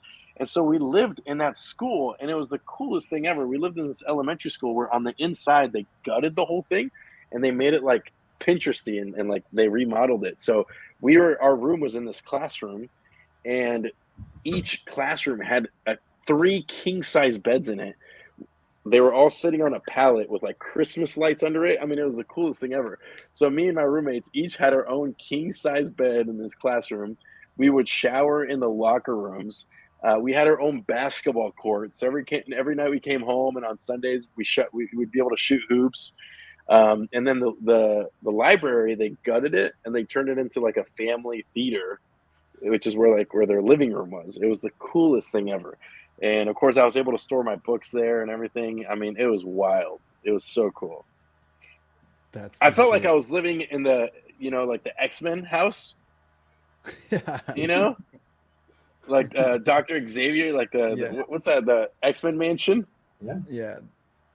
The Xavier Academy. Xavier School. It was so cool for special learners. Damn, it was really cool. That's pretty good HQ. We've heard some pretty amazing ones. There was somebody else that also lived in a school. I can't remember. Amy, if you could put it on the chat who it was. We had a person who lived in a school as well, but it wasn't in New York. And in fact, when that story came up, I was like, wait, it was in New York, and they're like, no, it was in Texas or something. But somebody else had done something similar. It's pretty interesting. That's sick. Yeah, And they had a that's pool awesome. too, I think. Oh, Because the wow. school had a pool. Aisha, what about you? Favorite HQ? Well, I'm not going to be to school. Mine's like just pretty normal, you know, like No, your first summer's HQ. I remember. If it's Yeah, it not was that, I awesome. can't. Yeah, I was gonna say. Yeah, I was hoping to. Yeah, it was like what 17 Jackson Circle, Franklin, Mass. If you're gonna look it up. that's But it.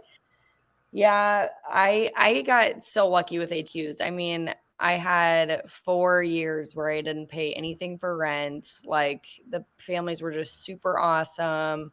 So my first summer was probably the most memorable, but like, you know, Danny and I, when we got married, we lived with Jim and Margaret. They were super cool.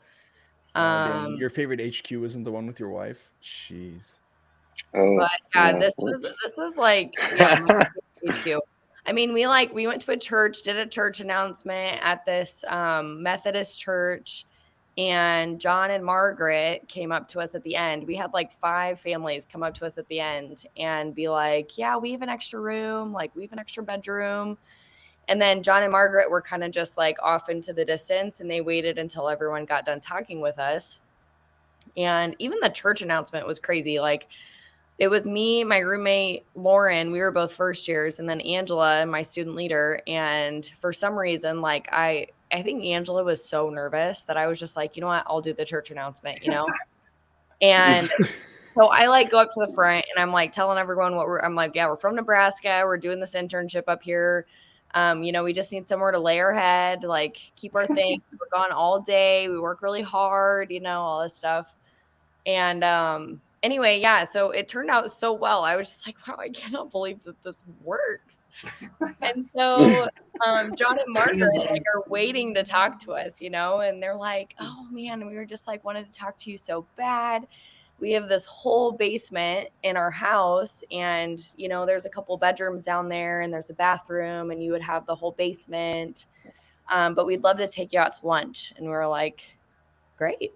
So we go to lunch with John and Margaret, and our OL Elena comes down and, you know, meets us during this dinner because Angela was just a second year student leader, you know, so I'm sure she wanted to check it out.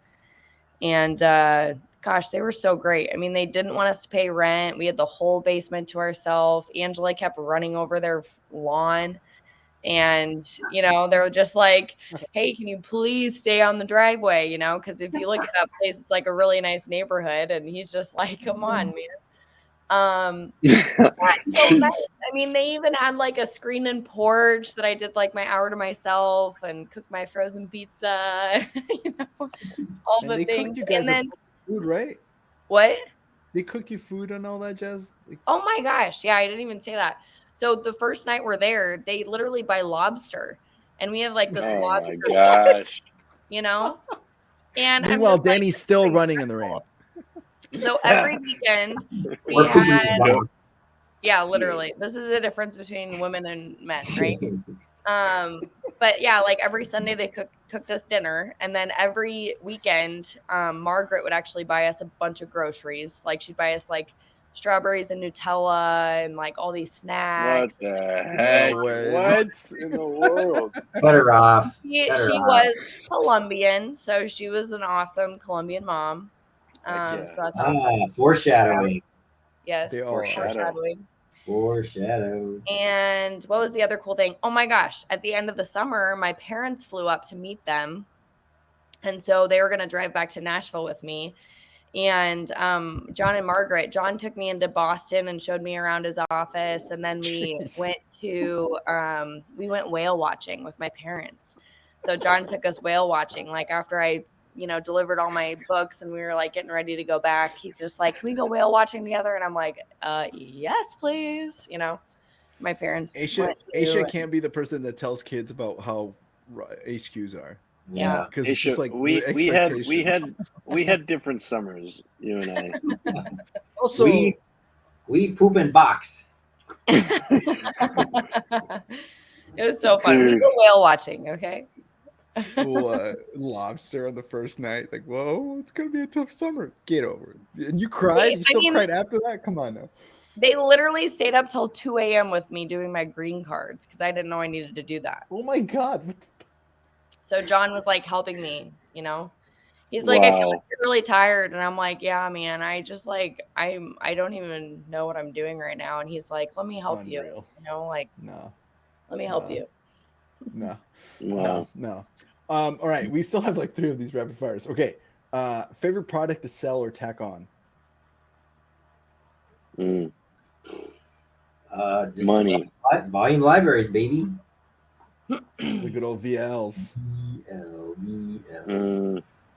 Dude, my favorite thing to sell, like, this is a retro question, but back in the day when we had those CD-ROMs, oh, dude, I used to love selling those, man.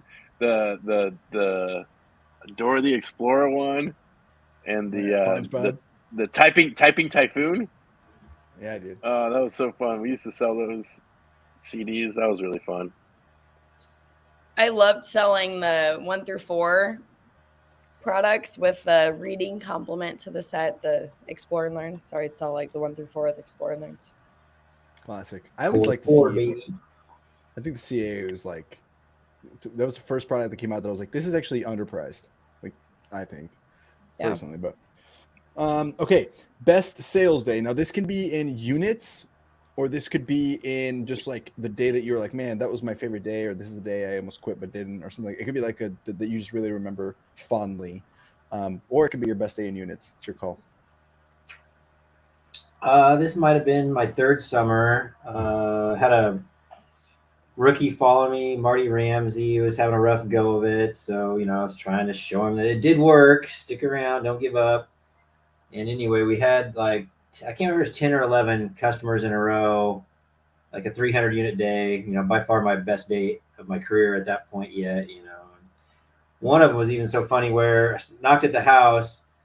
The kid was not home. The kid was, you know, 10 blocks away at mom's house or his friend's house. You just get on a roll with your confidence, right? I'm like, well, Mom, could you call, you know, your son, get him down here, tell him it's important. It's, you know, we got to show him some stuff that's going to help him with school. So mom just does, right? She calls him, kid comes down because we needed the kid, right? And of course, Marty's just sitting there. What? This is not the experience of selling books, right? That was a fun day. That was a good day. It was fun. Oh, fun. Oh, sales day. Probably a really memorable one was being able to take a bite out of my Mort muffin. That was a very Oh memorable my day. God, that's so bad. That was so bad. So back in the day, I couldn't. I don't know how this got started. It obviously started with Grant because. That's what it was. So my 6th summer, banana first. Yeah, well, my 6th summer. No, I didn't. I never had one. My 6th summer, my first week, I hit PC, and my 6th summer, I started this really cool and fun PC streak, and I ended up hitting PC for 30 weeks in a row, right after starting my first week, and it got to a point where it got pretty frustrating because I was trying to hit more, and I could never hit more. I could never figure it out. I'd always hit PC, and it got super frustrating. And so I remember calling Grant, going, dude, how do I freaking break this belief? How do I get to more? And he goes, well, have you thought about a Mort muffin? And I'm like, what the fudge? What is a Mort muffin? He's like, well, I used to have a PC banana, but you obviously don't need that. And I'm like, what's a PC banana? He's like, well, the first time I ever hit PC, and you told me the story, Grant. You could probably tell it better. What's a PC banana? Yeah, let's go with Grant. What's a piece of banana? We'll go back I'd to like to hear your version of it, but I put a banana on my dashboard, starting Monday, and I wasn't gonna take it down till I hit PC, right? But it took me till week 3 that summer. Oh, in the summer. PC, yeah. So it was all black and kind of gooey and kind of melting into my dashboard, but it still tasted a little bit like a banana, but it was very good. It was probably my favorite banana ever. Yeah, so Grant told me that story. He told me that exact story, and I'm obviously laughing my ass off. I think this was on a Sunday. Like you know, I can't remember what point. And so the next day I'm like, and so you're like, hey, you should try getting like a Mort muffin or something. And I'm like, all right, screw it. So I had this girl follow me the next day, Kim Klein actually. And I remember calling her, I'm like, hey, Kim, before you come for me to pick you up, go get me a muffin. That's the only thing I want you to bring me. If you want to follow me, you need to bring more. You need to get a muffin. And she's like, okay, that's weird. So she comes up, she's like, here's your muffin. And I put it in a little Ziploc bag and I duct tape it on my dash. And it stayed there. That was my sixth summer, like middle of the summer. This is like week 5, summer number 6. And I'd love to share the story like Grandad just, then the next week I hit more. Nope. That whole summer I didn't hit more. And so I left it on my dash for the entire rest of that next school year. So that whole next school year, it just stared at me in the face all semester, all fall, all spring, into next summer. And then I finally hit more like week 5 of the following year. So it was literally on my dash for a year. Oof. And I just remember hitting more like at 8 p.m. at night on a Saturday and grabbing that thing, pulling it out of the sack, and I took a bite out of it. It was the most delicious bite ever. And I took a picture of it and sent it to Grant, sent it to Yvette. It was great. That was pretty awesome feeling. Damn, that's gross. Aisha, what's your favorite sales day? Attaboy, Danny. Mine was probably in New York, and I was working this Dalton Nunde school town, Keshequa school district or something. And it was the end of Tournament of Champions. And so, Ryan came out with the standings and the bracket. And I was like, man, I thrive when I compete against men, I guess. And so I found out that I was going up against Shane Blick. And I was like, man, Blick's having like a really great week.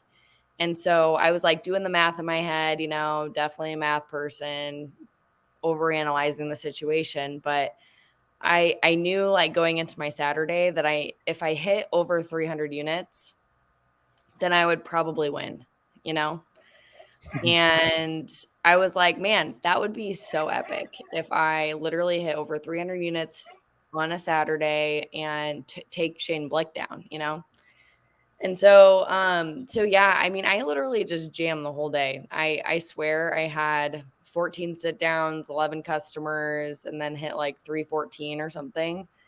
And everyone was just buying stuff, and I was just like unstoppable. And it was like the school district was like all country roads, I'd like turn on the next road and I'd see a house on the hill. And I'm just like, wow, this is the next family that's going to buy from me. This is awesome, and like kind of just floating through my day. I was listening to the song Dissect a Bird. If you haven't listened to it, you should totally go listen to it. And on repeat for 14 hours. And it was just like, it gives you perspective. And I was just like jamming in my turf, listening to Dissect a Bird. And yeah, it was just epic. And I finished my day and I'm just like, wow, I'm such a badass, like that was a huge confidence anchor for me. And I took down Shane. So I got, my ego got puffed a little bit and got to gloat a little bit with Shane. And that was a lot. Yeah. One for the ladies. When you're in a flow like that, that's a good feeling. You're just like, I am not gonna miss. And when you're in a direct sales organization that's like really run by men, you gotta hold your own. Whoa. Yeah. Shots fired. I'm not shooting shots. I'm just saying that, like us women, we gotta stick together. So Matrix. No, you go girl. All right, 2 more rapid fire questions. What was your favorite breakfast spot? Froggies. Yes. Wow. Favorite breakfast spot. And why was it not Billy's Shoes your second summer, your first summer, Danny? Is that what the name of that place was? I think it was called Billy's Shoes. No, Billy's Shoes was my first summer. What was that? I can look it up. I'll pull it up. I'll try to find it where it was. Yeah, that one was pretty awesome. That was pretty cool. I'd have to think of that one. Aisha, do you have one that comes to mind? Mine was Sharon's Cafe. I can't remember if that's what it was called, but it was in Attica, New York, and she was the owner, and she literally gave us like Doritos, Gatorade, like all these snacks every What the day. heck, dude? What is going on? She would even make us French toast like at least 2 or 3 times a week, just to like How? bring to our table. Grant, And are you then hearing this? her bathroom had at least 12 options of hand lotion and like incense, and it was incredible. Like Sharon gave me tickets to Six Flags at the end of the summer. So Like what? Oh my gosh! God. You can't even make that stuff up. amazing. Yeah, amazing. I get What gum is- on my what shit is my that, breakfast place, not Six Flags tickets. What's the hell? Jeez. I think this was our place, Danny. Was it the spot? Or Yeah, something that's like it. That's it. Yeah, that's it. That's the spot. And we have I have a picture on my Instagram Yeah, of us in there. of us in there. Let's see. Honestly, though, my favorite breakfast spot, as fun as that one was probably my last summer with Aisha. And obviously, when you're married, you get to live together, and it was really cool because we got to live in like this apartment, just me and her. We didn't have a host family, and so our breakfast spot was we would just wake up like normal humans and make breakfast, and it was just super nice. Oh, that's cool. It was cool. It just felt like just normal life with my wife, and it just kind of brought a lot of normalcy to the job. I really enjoyed that. Dang. I appreciate that. And then last question of rapid fire before we go into some ponytails is, what was your favorite follow day? Now, Grant, you just shared a follow day story, which was your best sales day. So I don't know if you can pick another follow day that you had a blast with. While you think of that, maybe we'll go to Danny. Favorite follow day. Well, I remember. I mean, there's a few. Oh man, there's a few that come to mind. There's the Bruce one. There's working with you and seeing that old naked lady. Do you remember that one? Oh my god, dude! Yeah. Oh, that was something. I remember. So I don't know if I ever told you the story, Graham, but Andres. And so his last summer when we were working together, he came and followed me in my turf. And we're working, and we go up this like long driveway, and it's not even like that country. Like it's not next to each other, but it's not that country. It's important to know that it's not that country, because we get up to the top of the driveway, and the house is on our right, and I'm driving, I'm just the passenger, and we pull up, and we look to the right, and on the porch, on the deck, it's this. Gosh, I don't know, Andres, what, like 70? At least 70-year-old lady, and she is butt naked on the porch, naked. But here's the thing: she sees us, and at this point, most people that notice that, their natural instinct would be to run inside and cover up, right? No, I don't know what this lady was on, but she beelined it to the end of the porch to like confront us, and just butt stands naked. Full. She stands there. She like sees us and she comes up to us and just stands there and looks at us. And I'm like, oh my! We both see her. We're like, oh, don't look. I'm like looking at her straight. We're both just like looking straight ahead, and I'm like, Andres, go talk to her. I'm like, go talk to her. I'm just like, I'm not gonna go talk to her. You go talk to her. I'm like, no. What do we do? And she's like trying to talk to us. We can't even hear. Our windows are rolled up. And I'm just like, I'm just gonna back up. Back up. Oh my gosh. Back up real slow. Real scary. That was an interesting one. That was also the day that you found out I spoke Chinese. No, that was a different day. Oh, okay. Just kidding on that. That was one of my favorite holidays was that day. Aisha, what you got? Mine was probably with Will Metcher, because I literally drove 5 or 6 hours to go follow him up in Maine, and they were living on this like waterfront property, second floor of this cafe that there was their breakfast spot, like just the perfect setup. And I go follow him for the whole day, and he's just a total goofball. I mean, he's like, yeah, I'm a traveling educational catalog, and then he would like drive down these roads listening to stand-up comedy. And I'm like, wow, you really don't take yourself too seriously here, because I'm like, like I still am probably a perfectionist and very type A. And so it's hard for me to like, let loose a little bit sometimes. And he just like was so chill. And the cool part comes after, like, I just learned so much from him. I went back, and actually Danny was meeting me in my turf to follow me that day at like 12:30 or something. Do you remember this, Danny? Mm-hmm. Yeah.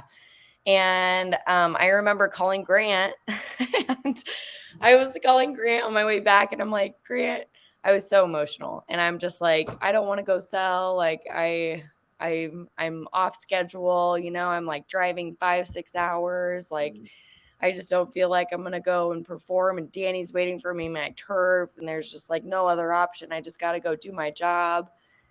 And he's like, you know what, Aisha? You don't always have to be super Aisha. You can just go be Aisha for a day. And that's okay. And I'm like, wow, that's some great advice. And so I Sage counsel. Just go be Aisha. And I just like, I have my best day. Like, up to that point, it was my best day ever. I started at 1. I think I hit like 287 that day. Like, just like everyone was buying. I was just on top of the world. Like, nothing could stop me. I was nuts. Like, super And we knocked on a house, and this dad is like, I'm not gonna buy anything, but here's $20.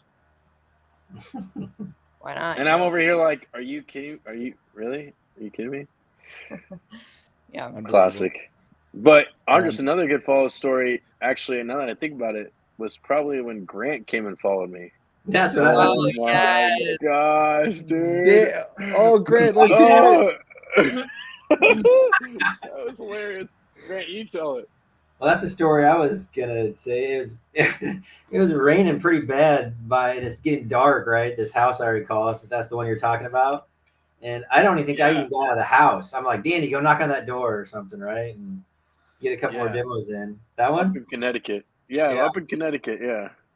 Yeah, I mean, he did some great demos before and made some sales and stuff, but it wasn't quite quitting time yet. And it was pouring rain, though, and I did not want to go stand in the rain, so I just kind of watched him from the car.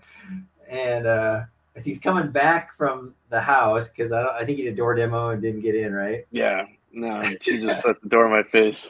All of a sudden, Danny's running around the car to get in and go to the next house or whatever, and then all of a sudden, there's no more Danny. Like, he was running, and then he disappeared. And totally biffed it, right? And just on some mud in the rain, just yard sale himself. And right by your door, like right by your door. That's right. You slid into the door, kind of a thud thing, I think, right? Kind of it's just like I went totally horizontal, like that. It was just like boom.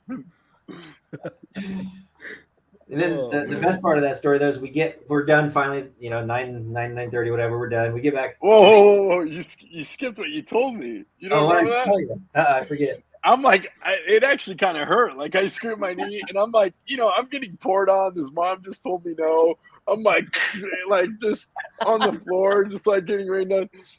I'm just like, I just decided to hold it for a second. I'm like, oh.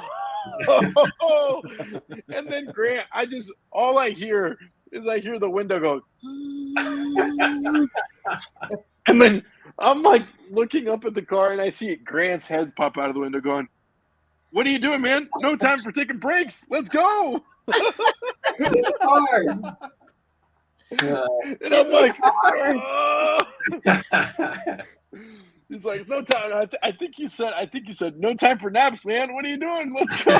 No time for naps, Daniel-san. Get in the car. We get back to the studio, and his host mom was just getting home too or something, and poor Danny had a big a scrape on his knee and is bleeding a little bit, and kind of telling the story. And she goes, "You say it, because you say it better than I do." What'd she say?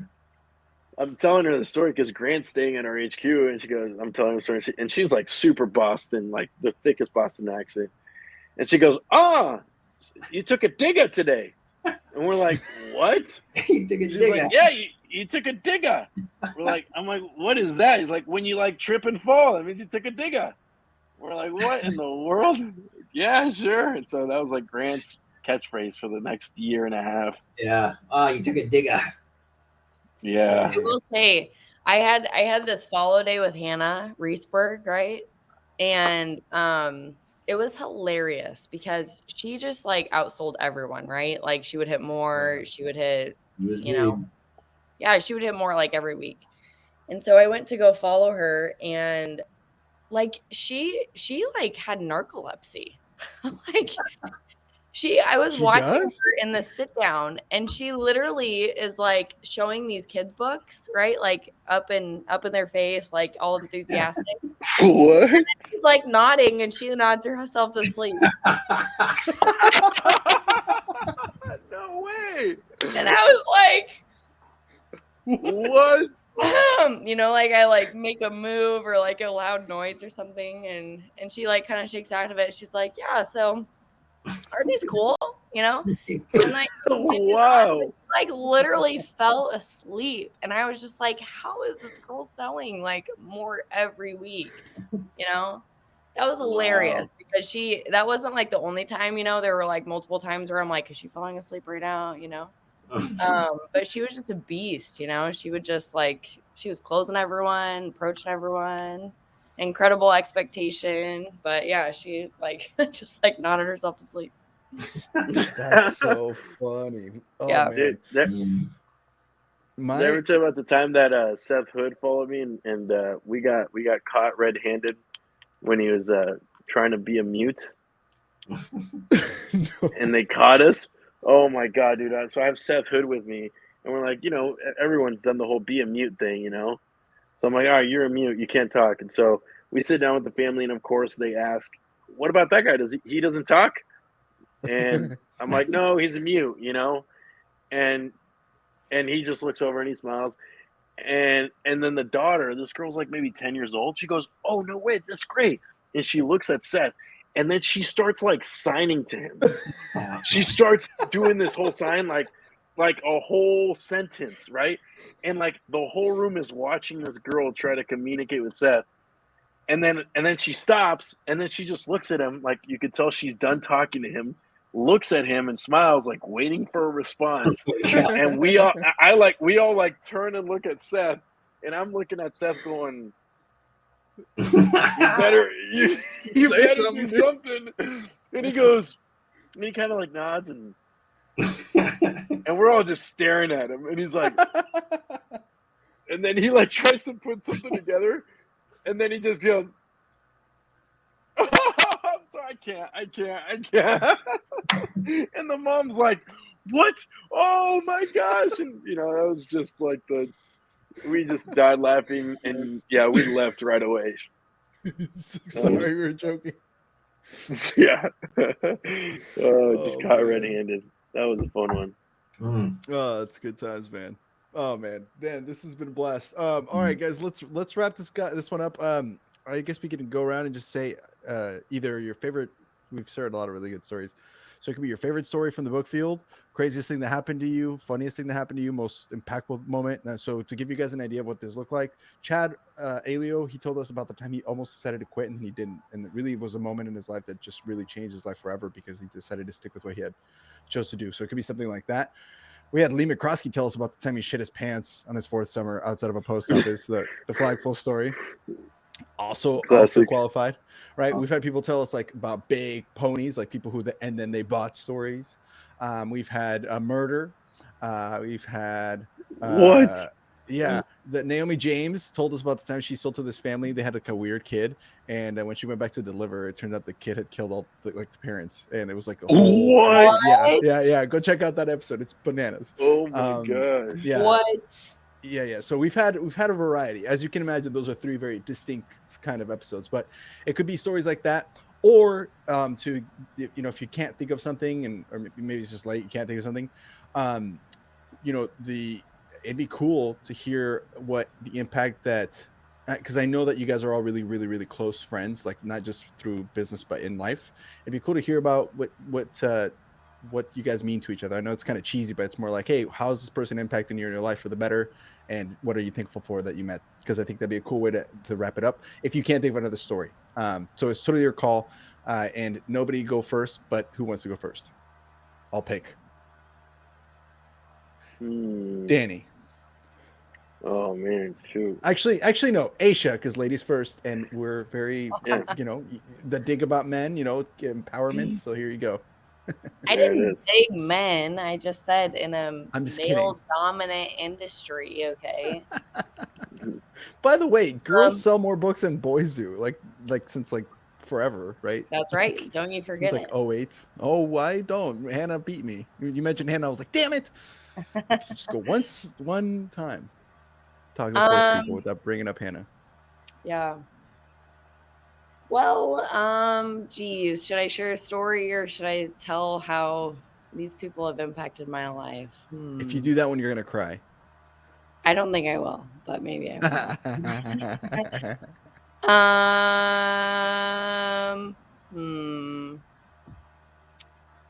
Well, so we're all like really close in Southwestern, right? And so I think one of the craziest stories has to do with you, Andres. This is like the craziest story. I like literally can't even believe this to this day. But like after my first summer, I'm done with my first summer, right? And then so you become really connected. All the student leaders hang out all the time, right? Like you do life together, you go on trips together, whatever.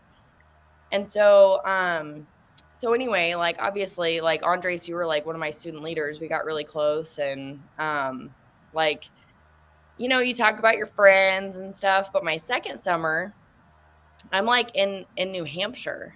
Okay, so my second summer is in New Hampshire, and this is a funny story. Andres, you were selling in Massachusetts. Yeah. Yeah, that was your first summer. Yeah, with Danny. I was living with Danny. Oh, yeah. Living with Danny. And it was just insane. Like I knock on this door and this woman answers and she goes, "Oh, hey, what are you doing? Like, I actually don't live here." And I was like, "Oh, cool. Like, what are you doing here?" And she's like, "Oh yeah, I'm just house sitting. I'm letting out the dogs." And I was like, "Oh, cool." And she goes, "Wait, I totally know who you are." And I was like, "Really?" And she was like, "Yeah." And this was kind of before Facebook. Like I had just checked in this town. Like Facebook didn't really do much for us, like there was like nobody would have known me because they saw me. Not many people had a page even at that point. Yeah. Yeah. And I was so confused. And she goes, "Is your name Aisha?" And I was like, "Yeah." And she was like, "Oh my gosh, you know who came to my door last summer? Andres." And I was like, "What?" And she actually, where was she from? She was from Massachusetts. And so she lived in North Andover. And she was like in this town in New Hampshire. And I was like knocking on this door out in the country, like in this random town. And she like literally called me by name. And is this the family? This is the family. Yeah. I just I was so mind blown that she like recognized me and like knew my name, knew who I was, had recollection that she had met you the summer before. And it was like a weird time warp thing or like other universe thing where this woman from not the same state that I was even knocking at, like knew who I was. And I swear that was a God moment that I didn't really know like what was happening. But anyway, I think that was like one of the craziest stories that I've ever heard. So her name is Lauren. We still keep in touch. Like we still talk. They followed me on my Facebook. We became tight friends and everything. And they followed me on my Facebook. They followed me everything I was doing. And they knew about my entire life. They were asking me about my friends, everyone that lived around. They asked about my parents. Hell, she ended up asking like much later on after she met you. She's like, "Hey, I met one of your book kids." And I was like, "What the hell are you talking about?" And it was like she had met you. The coincidence of that was bananas. Yeah. I also knocked on a lady's house that knew my mom on my third summer or my first or third summer. Is this the Sandy one? Is your mom Sandy? I'm like, do you know Sandy? Fuck? Yeah. That's crazy. Danny, you remember that? Yeah, that's a small world. That's nuts. Dude, it's wild. Or the lady that knew about Grand Island because of balls. I've told that story a lot on the air. Balls. Yeah. Yeah, It's a that's good one. story. Danny, what's your favorite story? Oh man, I'm trying to think this whole time, bro. There's so many, and I don't know, like just crazy stuff. Like one time I got a katana pulled on me. I've never had that was an experience. Getting a sword pulled on me. I was delivering books to a guy and he didn't want them. He's like, I'm not paying for these. I'm like, I'm over here trying to crew him. I'm like, well, let me explain my situation. And he looks at his kid. He's like, this kid's like 7 years old. And he's like, go get my katana. I'm like, what did you just tell him? And anyways, I just keep trying to crew him and it's not working. And he goes to the living room and he pulls out this katana, like this little samurai sword from his wall. And he goes, shing! And he's like pointing at me. What in the world? I couldn't even like take him seriously. I just started like laughing. I'm like, all right, I'm just gonna leave. So that was always one that makes me laugh. Oh yeah, look at that, dude, eating Miss Piggy pizza, classic. First summer. Danny. Watching a horse get impregnated, that was eye opening for sure. Just because I'm a city boy, so I didn't grow up in the farm. So watching this mom just stick her whole arm just being shoulder deep inside a horse was just crazy. That was pretty nuts. Just all that stuff that you see. So, but other than that, no, I don't know. I would say probably my biggest thing my first summer. I'll go with more of the softy one too. Is just like it was just such a game. Like a lot of people ask me, like why Aisha and I stick around, and I always tell people I just feel like one of my big traits is loyalty, and I'm like loyal to a fault, and I just feel so loyal to what I gain. And like I met my wife my first summer, and my first summer I accepted Christ in my life, and I learned all these things. I met all these cool mentors. It's like all these things, right? Like all these pictures behind me, like my kid and stuff, like just comes from this one decision that I made back when I was 17 of doing this crazy summer job, right? And it's just nuts to think about. So it just shaped me. So like one of my favorite books that I've ever read was Rich Dad Poor Dad, and everyone's read that book. It's a great book. But that's why Aisha and I love Grant so much, because Grant's my rich dad, and it's been so cool, and I feel so blessed to have rich dads like Grant in my life. So that's just something that I'm always so loyal to and so faithful to. It's just probably why I'm still here, trying to do the goodwill, keep it alive. And in fact, that picture, and just cool memories. What, so, Malaysia or something? Just cool memories. As Malaysia that's with Grant. Best that's picture our coolest picture ever. So yeah, after Danny and I got married, we went on a cruise with the Greders, and it was in Asia, and we got to stop at. Yeah, we flew into Tokyo and then had a few stops in Japan, and went to Hong Kong and Taiwan and down to Singapore, and flew up to Malaysia. And we never would have gone on that trip if it wasn't for Grant, So a lot of cool memories. Fun. Yeah. Very thankful for the Greder family. Blue milk toast. Blue milk toast. I'm out of blue milk. Oh no. I am too. I have some hum, but one drop left. Thank you, Daniel son. You are my son. Thank you. Yes, thanks, Andres, for bringing Daniel son into the book field. He did it himself, Angela, I think. For bringing Aisha. I couldn't be more proud of Danny and Aisha running the force, leading the force, keeping it going. I spent 20 years on the force, 7 years to figure out how to have a force. But anyway, 20 years, that's the longest thing I'll probably ever do in life. So of course it was very meaningful to me. So, to see those guys care and keep the force and keep the name and do so well with it makes me very proud, very happy. So thank you guys for carrying on. Much appreciated. The force is strong. Yes. And just a quick, a cool, it was like a 2-second thing that happened on the book field. knocking on the door is a grandpa and didn't want to buy anything, but he goes, come with me. I'm like, okay, well, I really need to get going prior to the next house. And he's like, well, just take what I know you're, doing your thing, trying to make money, which is cool. I appreciate that. But just come with me for one. I got something I want to give you. I'm like, okay. So we go out to his garage. He's got a little workshop, and he's grabs this little it wasn't this one exactly, but because the one that he gave me got stolen. But this is the second one, or I bought one just like it. You guys seen these before? Where the letters Jesus. Oh, Jesus, yeah. Yeah, and Yeah. At first he told me, he handed me this, and he's like, "What do you see?" And I'm like, some wood. And he's like, "Yep, well, that'll be your, the lesson is if you know where to look and you look hard enough, you'll find Jesus in everything you do." And so just a good reminder of, I don't know, just to keep your eye open for Jesus, I guess. And so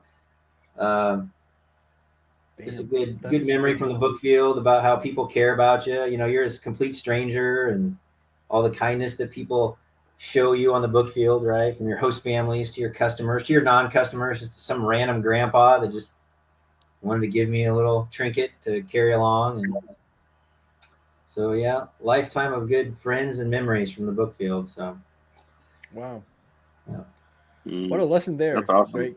Because you always think of like the rejection or the bad times or the weird times, but then like there was also so many great things that you can just be looking for and look back, even in your memories, right? You look back and look at the good things, kind of like that. Yeah, that's like the best part. One of my favorite quotes right now is the Shia LaBeouf quote. It's from this movie. I can't remember what the name of the movie is, but it's where he's like traveling with the kid that has Down syndrome. Yeah. Oh, that scene where they're about to cross the river. Look it up. Yeah. It's Shia LaBeouf crossing the river. We're all gonna die someday. But it's so funny. The kid looks at him. You'll find it. But the kid looks at him and he goes, "Are we gonna die?" And he goes, "Yeah, of course you're gonna die. That's just a matter of time. That's not the point. The real question is, are they gonna have cool stories to tell about you when you're dead? Now stop being a little bitch. Let's go." Butter Falcon. Well, all right. Yeah. But it's just such a good. It's like I love that, right? It's like, hey, it's not a matter if you're gonna die or not. It's are they gonna be able to tell cool stories about you when you're gone? And man, that includes all the no's and all the yeses and all the ponies and all the harsh people blowing off your porch. It's like it's all of it. Yeah. Amen to that. Did you find it? Yeah, I don't know if we can pull up the video because for copyright reasons. I don't know. Oh, gotcha. I think we could use it for. I've looked this up. I think I can use a specific amount of clips. But if you guys want to see it, we'll put the YouTube video of that down below. If you made it this far with us, so for the link, man, guys, this has been a blast. I hope you guys had a good time. I really appreciate you guys joining me. I know it's late in the middle west where you're all located. For me in the East Coast, things are still open yet here, but I appreciate you guys taking the time, especially so last minute, to do this. It's been really. I'm happy that we get to do this. It's well worth my time. So hopefully it was the same for you guys. Guys, I've been with Aisha Gamboa, Danny Gamboa, and Grant Greder. Thank you so much. If you guys want to check out or find them or get a hold of them, we'll put some their LinkedIn profiles or some sort of email or something that you can contact them with below as well. Thank you so much for listening. We'll catch you guys on the next one, and be on the lookout for the season 9 finale with Dan Moore to be recorded next week. So that's happening.